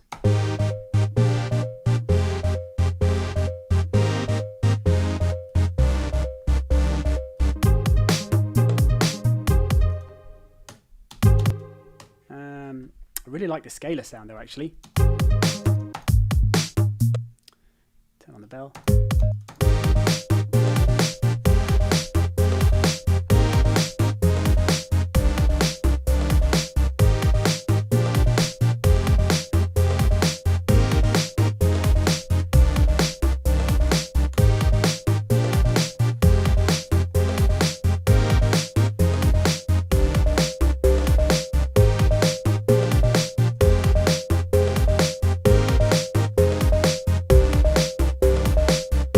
So yeah, we've got quite a lot of complexity going on with our main chords, so it might be nice to have a slightly simpler phrase there.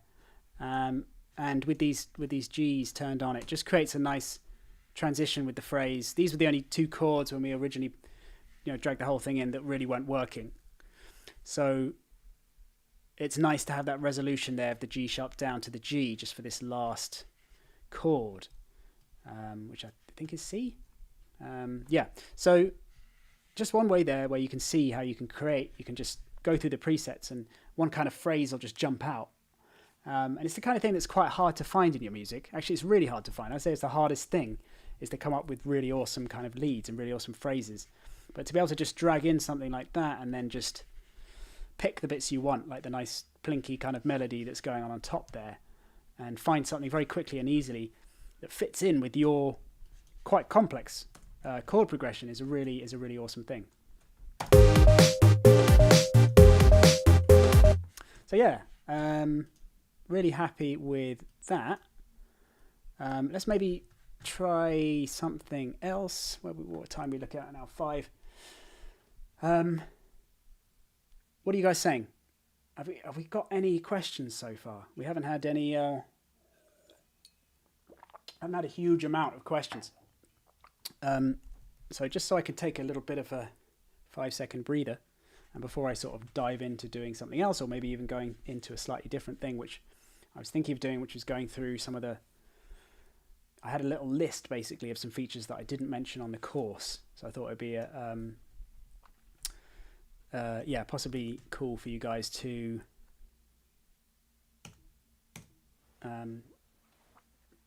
see that. But before I move on to that, and while I'm just having a brief pause while I drink some water, do let me know if you have any questions so far about anything, or perhaps there's something you're thinking, can it do that? Or something you saw along the way where you thought, what the hell was that bit about? I think I've explained things quite well. You've been a huge help. Awesome. That's great to hear. obviously this particular webinar is completely unplanned. So sometimes these ones can obviously get a little bit tangential, go off into unexplored realms, and yeah, I'm aware that I don't want to be searching through sounds for ages or doing stuff that's basically, you know, not the most exciting thing for you guys to watch.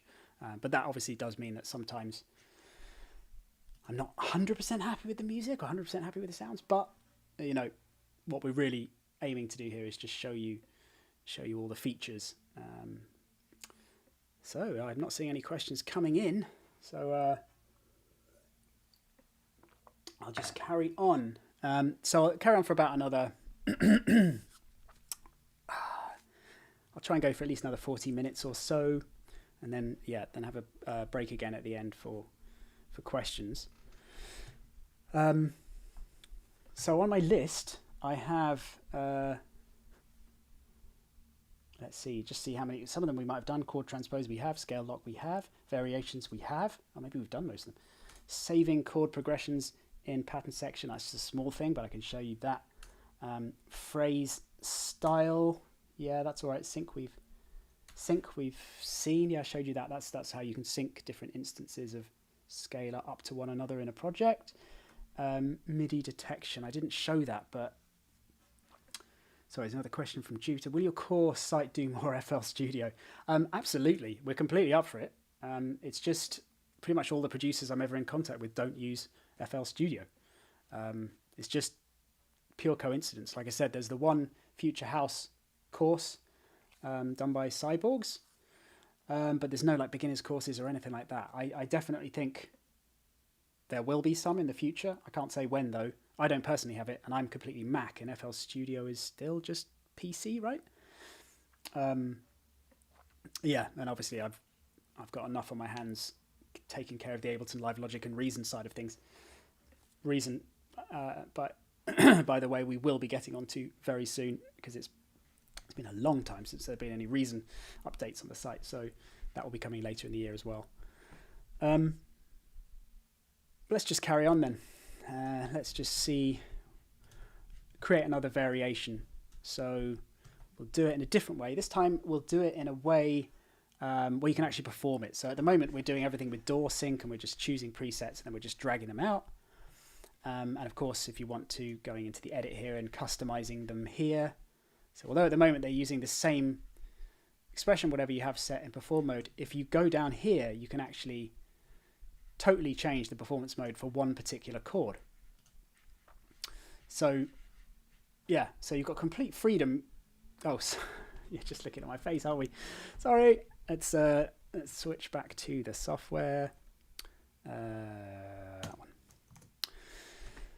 Sorry, let me just repeat what I was just saying there. So yeah, at the moment then we're just syncing everything to the DAW, and yeah, and I was just showing you how we can open up the edit there as we saw earlier and customize the actual performance down the bottom here for any individual chord here or several chords, so that it doesn't play the performance mode at the top.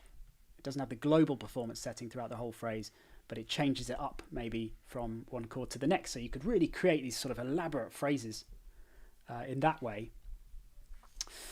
But there are also some modes in here with the keys lock mode where you can obviously I didn't show humanize, by the way. That's something you can turn on when dragging out, and then have it create random differences in the velocity or the timing, or the velocity and timing to the patterns when you drag them out.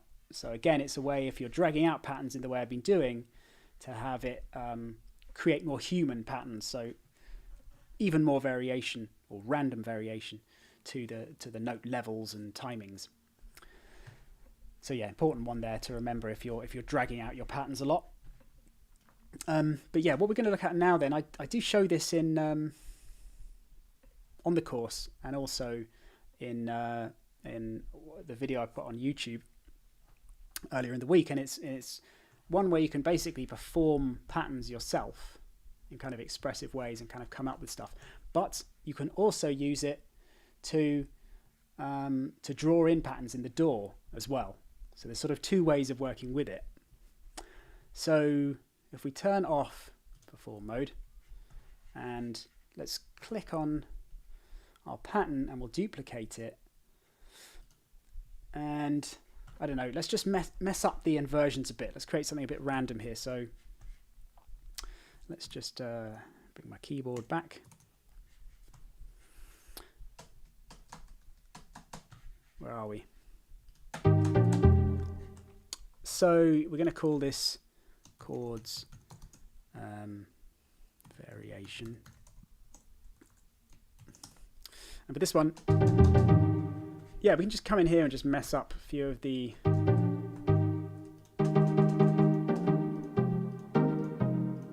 we're literally just going to go up once with all the inversions.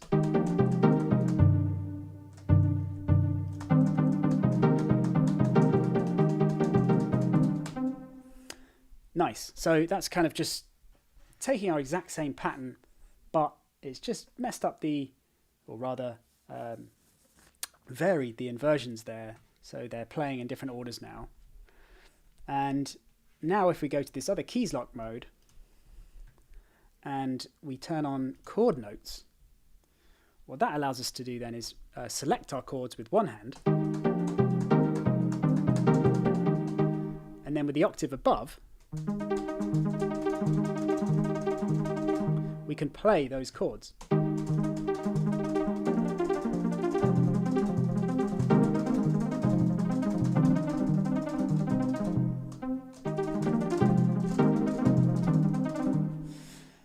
So we could record it in live, and I think I'll do two things. Firstly, I'll show you how you could capture a live performance using MIDI capture, and then I'll show you how you can use the same mode to draw in patterns into the DAW. And I'm pretty sure I actually did cover both of these things on the course. Yeah, I did. So first of all then with MIDI capture, let's loop round our pattern. Turn off these ones now. And turn off DAW sync. And yeah, now let's, I'll show you how you can. First though, actually, one thing we might want to do is turn on chords mute. So instead of hearing these chords that I'm selecting with the left hand, we can mute those, which means that my right hand is kind of freer to do something a bit more random. So let's just close that. Sorry, chords muted. And now let's play it through.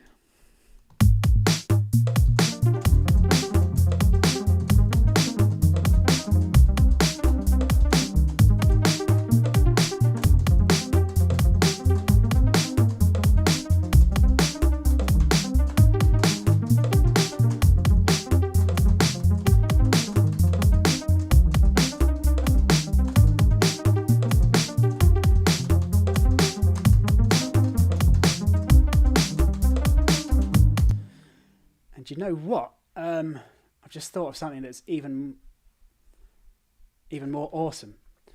So it's nice when you kind of think of something really cool that you guys hopefully will love if it works. Let's see now. So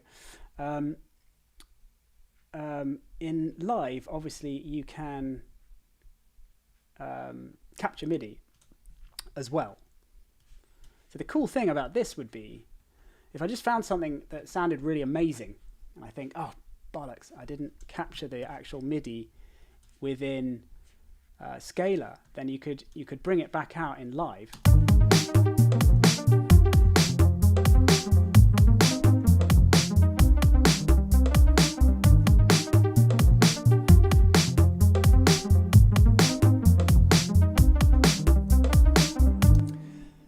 Can you do that in FL Studio Jupiter?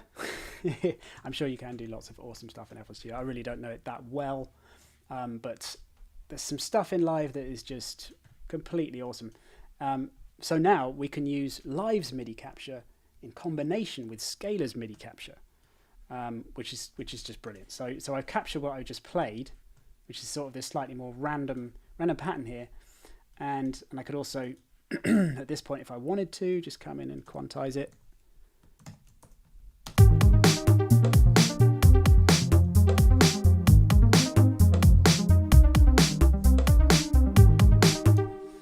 And now what we could do is just loop this round. So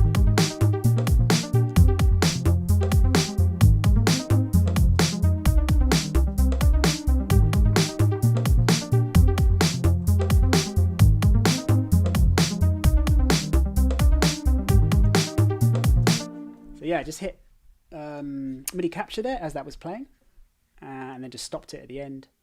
And now when we drag this out, we get this awesome pattern now with the correct notes, because don't forget the notes that I recorded here on the MIDI track are just the ones I'm playing on the keyboard, so it's all C's basically, all white notes within that octave of C. But here now you can see our phrase, just listen to it. I just need to have this start on the first beat.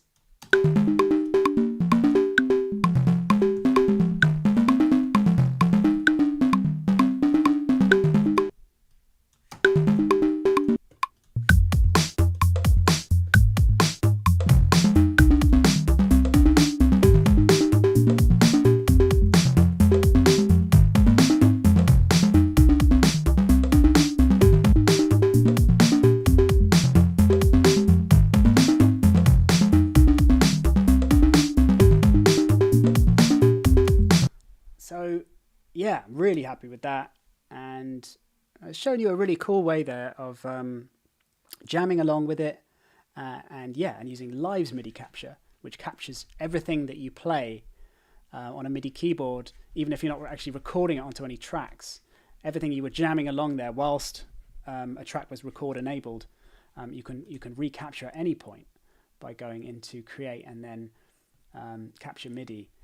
Yeah, and then when you do that, you could then use that MIDI to capture your actual pattern, so to create the actual notes, the correct notes, and then you can drag out that pattern on a track, as you can see. So that's cool. I was expecting maybe to just sort of do a repeat of stuff on the course, but I've actually taken that a stage further there, so I'm really happy with that.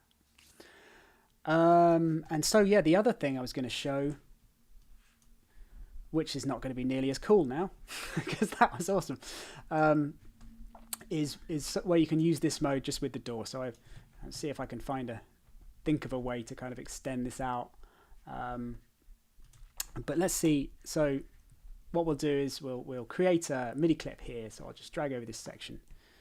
Come on, Shift and M to sort of create a MIDI clip here, and then say we don't really like using the keyboard. We're not big keyboard fans, so let's lose the keyboard.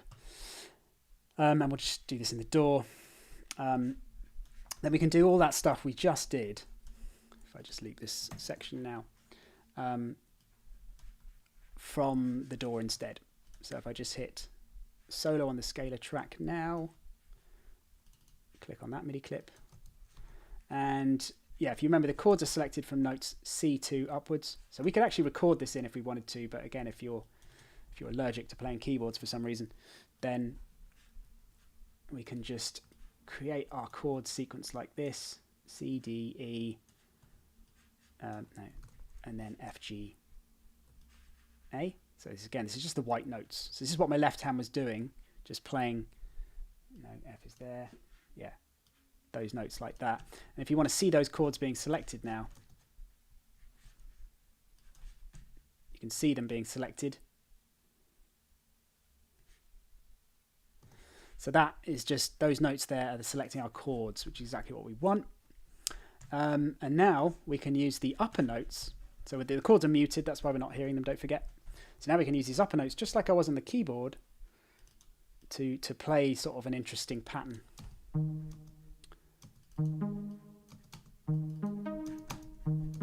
So let's maybe just play our...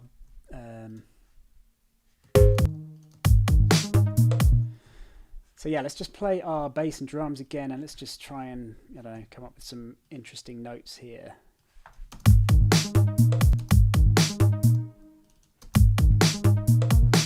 So So maybe might be nice to get some consistency. So maybe sort of a repeating rhythm here.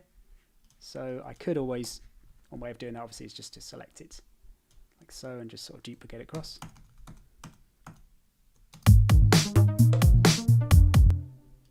And then just sort of mix up the white notes that we're hearing here.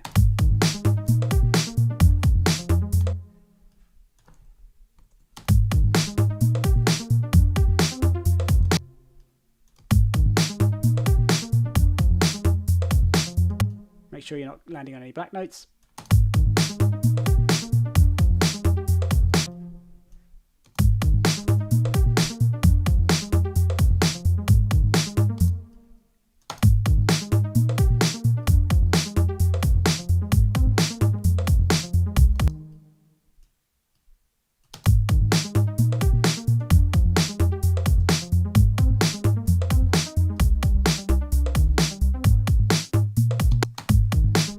Okay, I'm sort of coming along.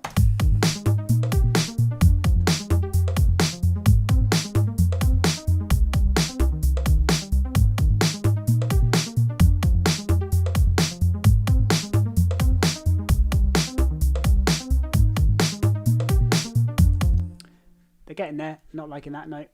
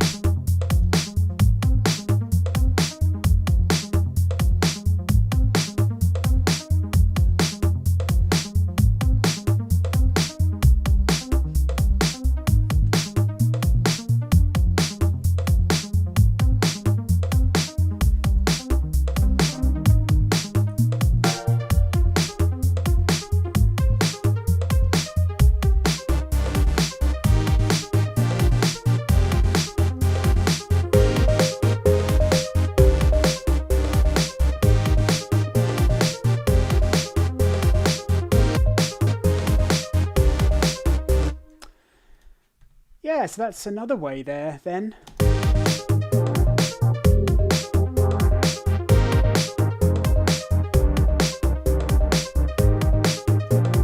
Don't think I'd have those two playing at the same time.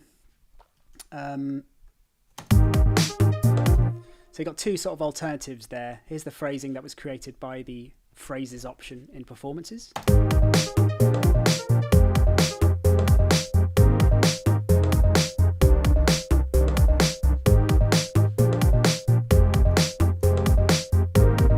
Just going back to this again, yeah, just one thing that you do find with tracks where the harmony's complex, it's always nice to have a repeating motif. When you want to come up with, when you want to make something really engaging, obviously moving around with the chords is very nice, but the thing that kind of ties it all in together, which is sort of what I was trying to do with the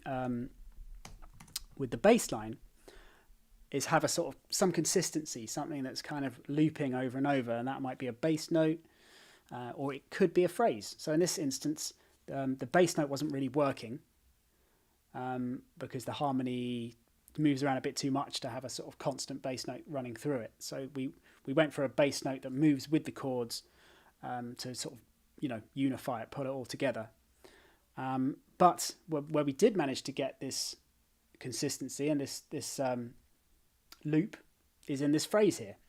And that's why I like this. I mean, it's really nice to have these arpeggiated phrases that kind of dance around a lot more, and you can create some really interesting stuff that way.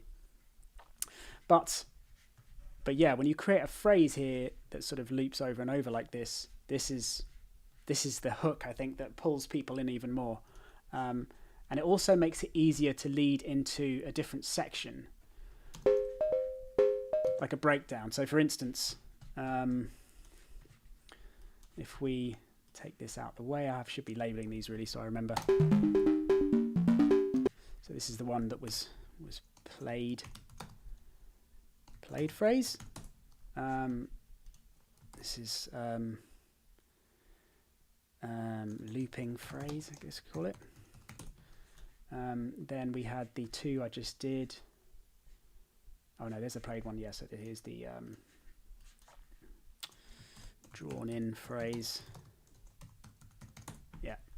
So yeah, so if we wanted to like go from a main groove here into a section,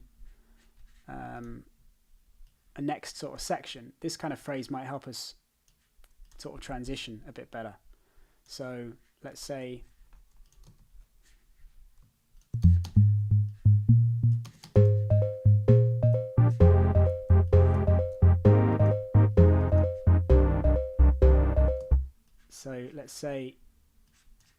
the bass line wants to just sort of carry on looping round this note, which is a C, right? Yeah. So we can just take this down to the C and just loop that for that particular section. But we also want to loop the phrase.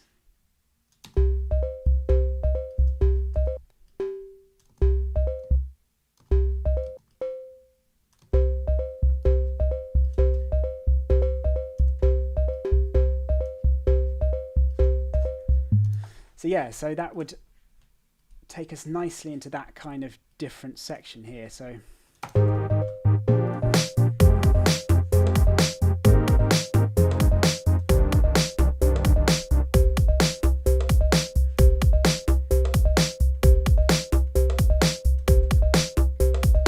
maybe that could be a, oh man, have you guys been looking at the keyboard the whole time? Ah, damn it. How long has that been like that? Here, sorry about that, guys. That's not, I don't know how long that's been there. These damn hotkeys. Sorry, but hopefully you've been able to hear what's been going on. So all I did there is I've just extended out the bass line. So what we've done is we've gone with the last note, which is a C there, and I've just looped that across into a new section here.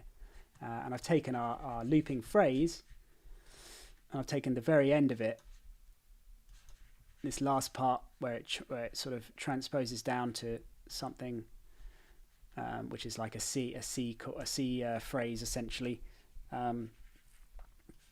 Yeah, and it just allows you to transition from this section to this section really nicely, because this looping phrase and the bass line can just carry on there, taking you into this new section.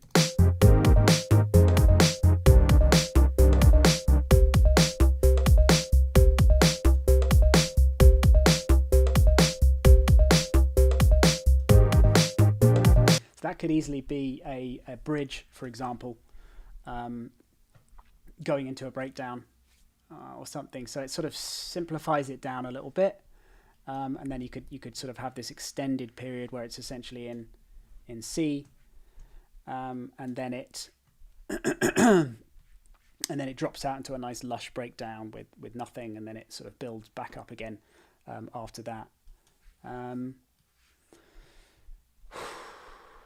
I'm going to have to rewatch this. Loads of info.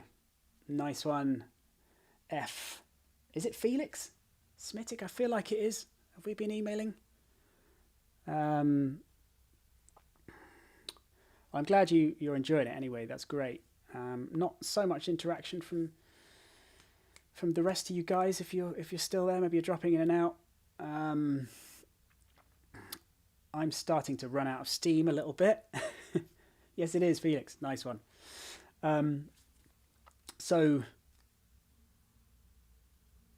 there's been tons in this, as you've said. So maybe I'm going to leave it there, unless anyone's got any questions.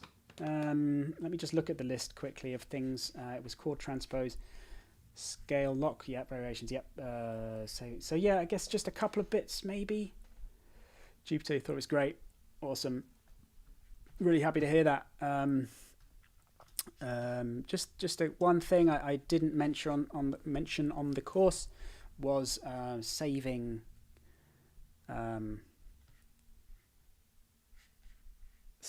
patterns. which I'm pretty sure you could do down here. Maybe you can't do it down here. Basically, I just had a quick browse through the manual because I didn't have the manual when I made the course, and often when I make courses I read the entire manual just to make sure I know absolutely every aspect of the software, because it's obviously it makes it easier to teach that way. One thing I did notice was saving patterns, but I didn't even look at this. Oh, it's save. So play. So yeah, when MIDI capture's turned off, you've got a save button there. So if you really like this chord sequence, you just hit save.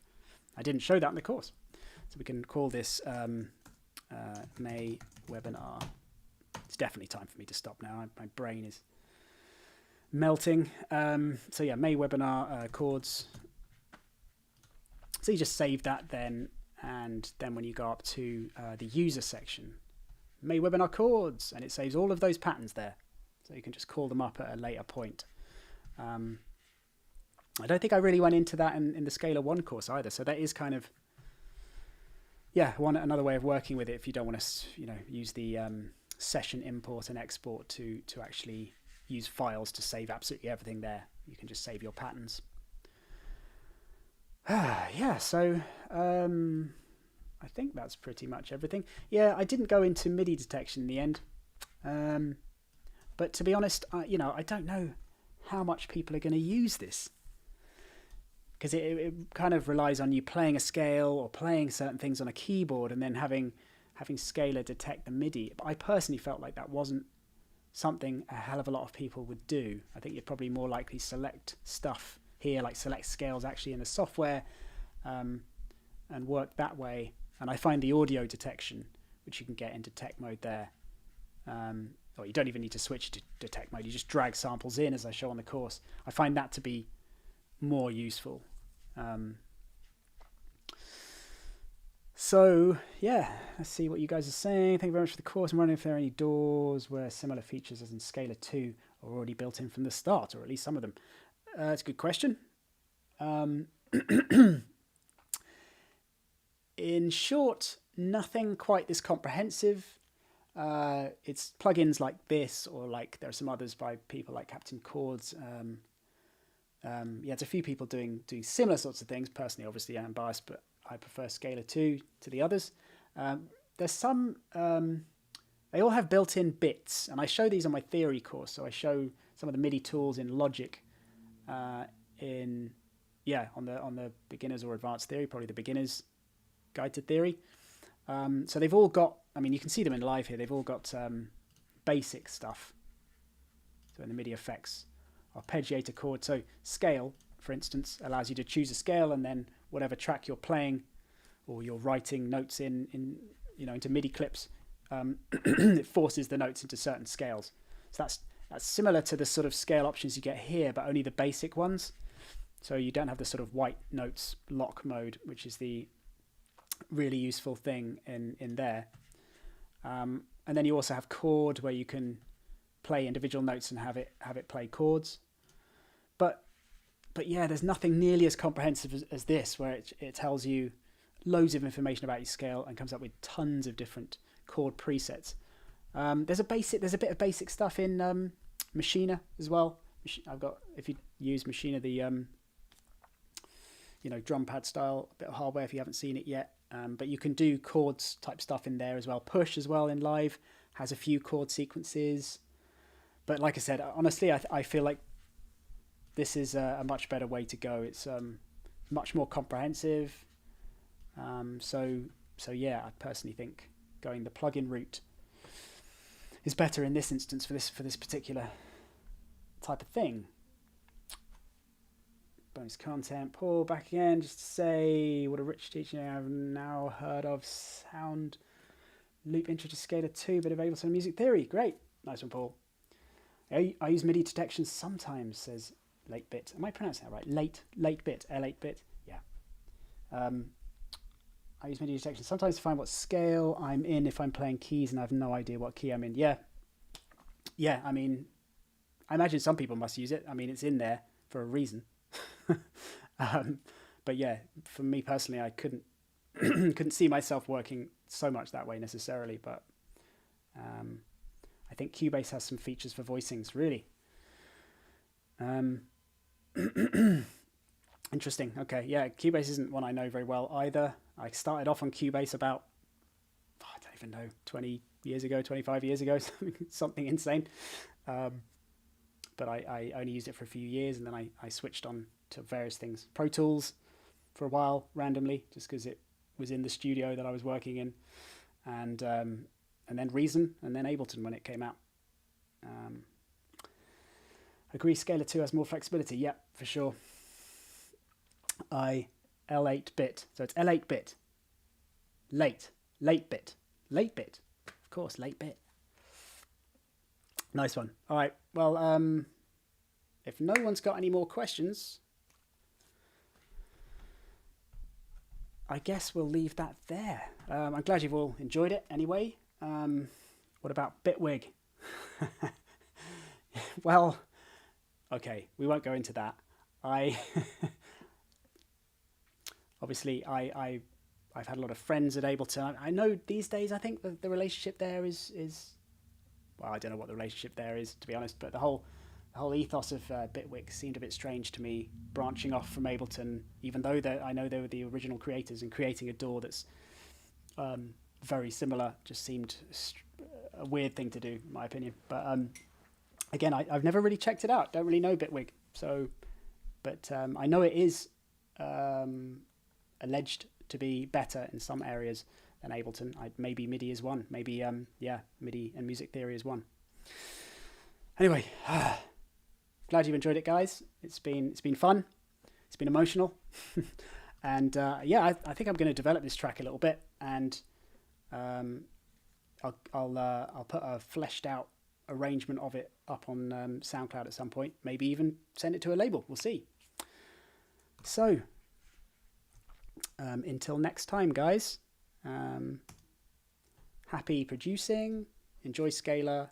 Check out the Scalar 2 course and hit me up if you have any questions. And I will see you next time.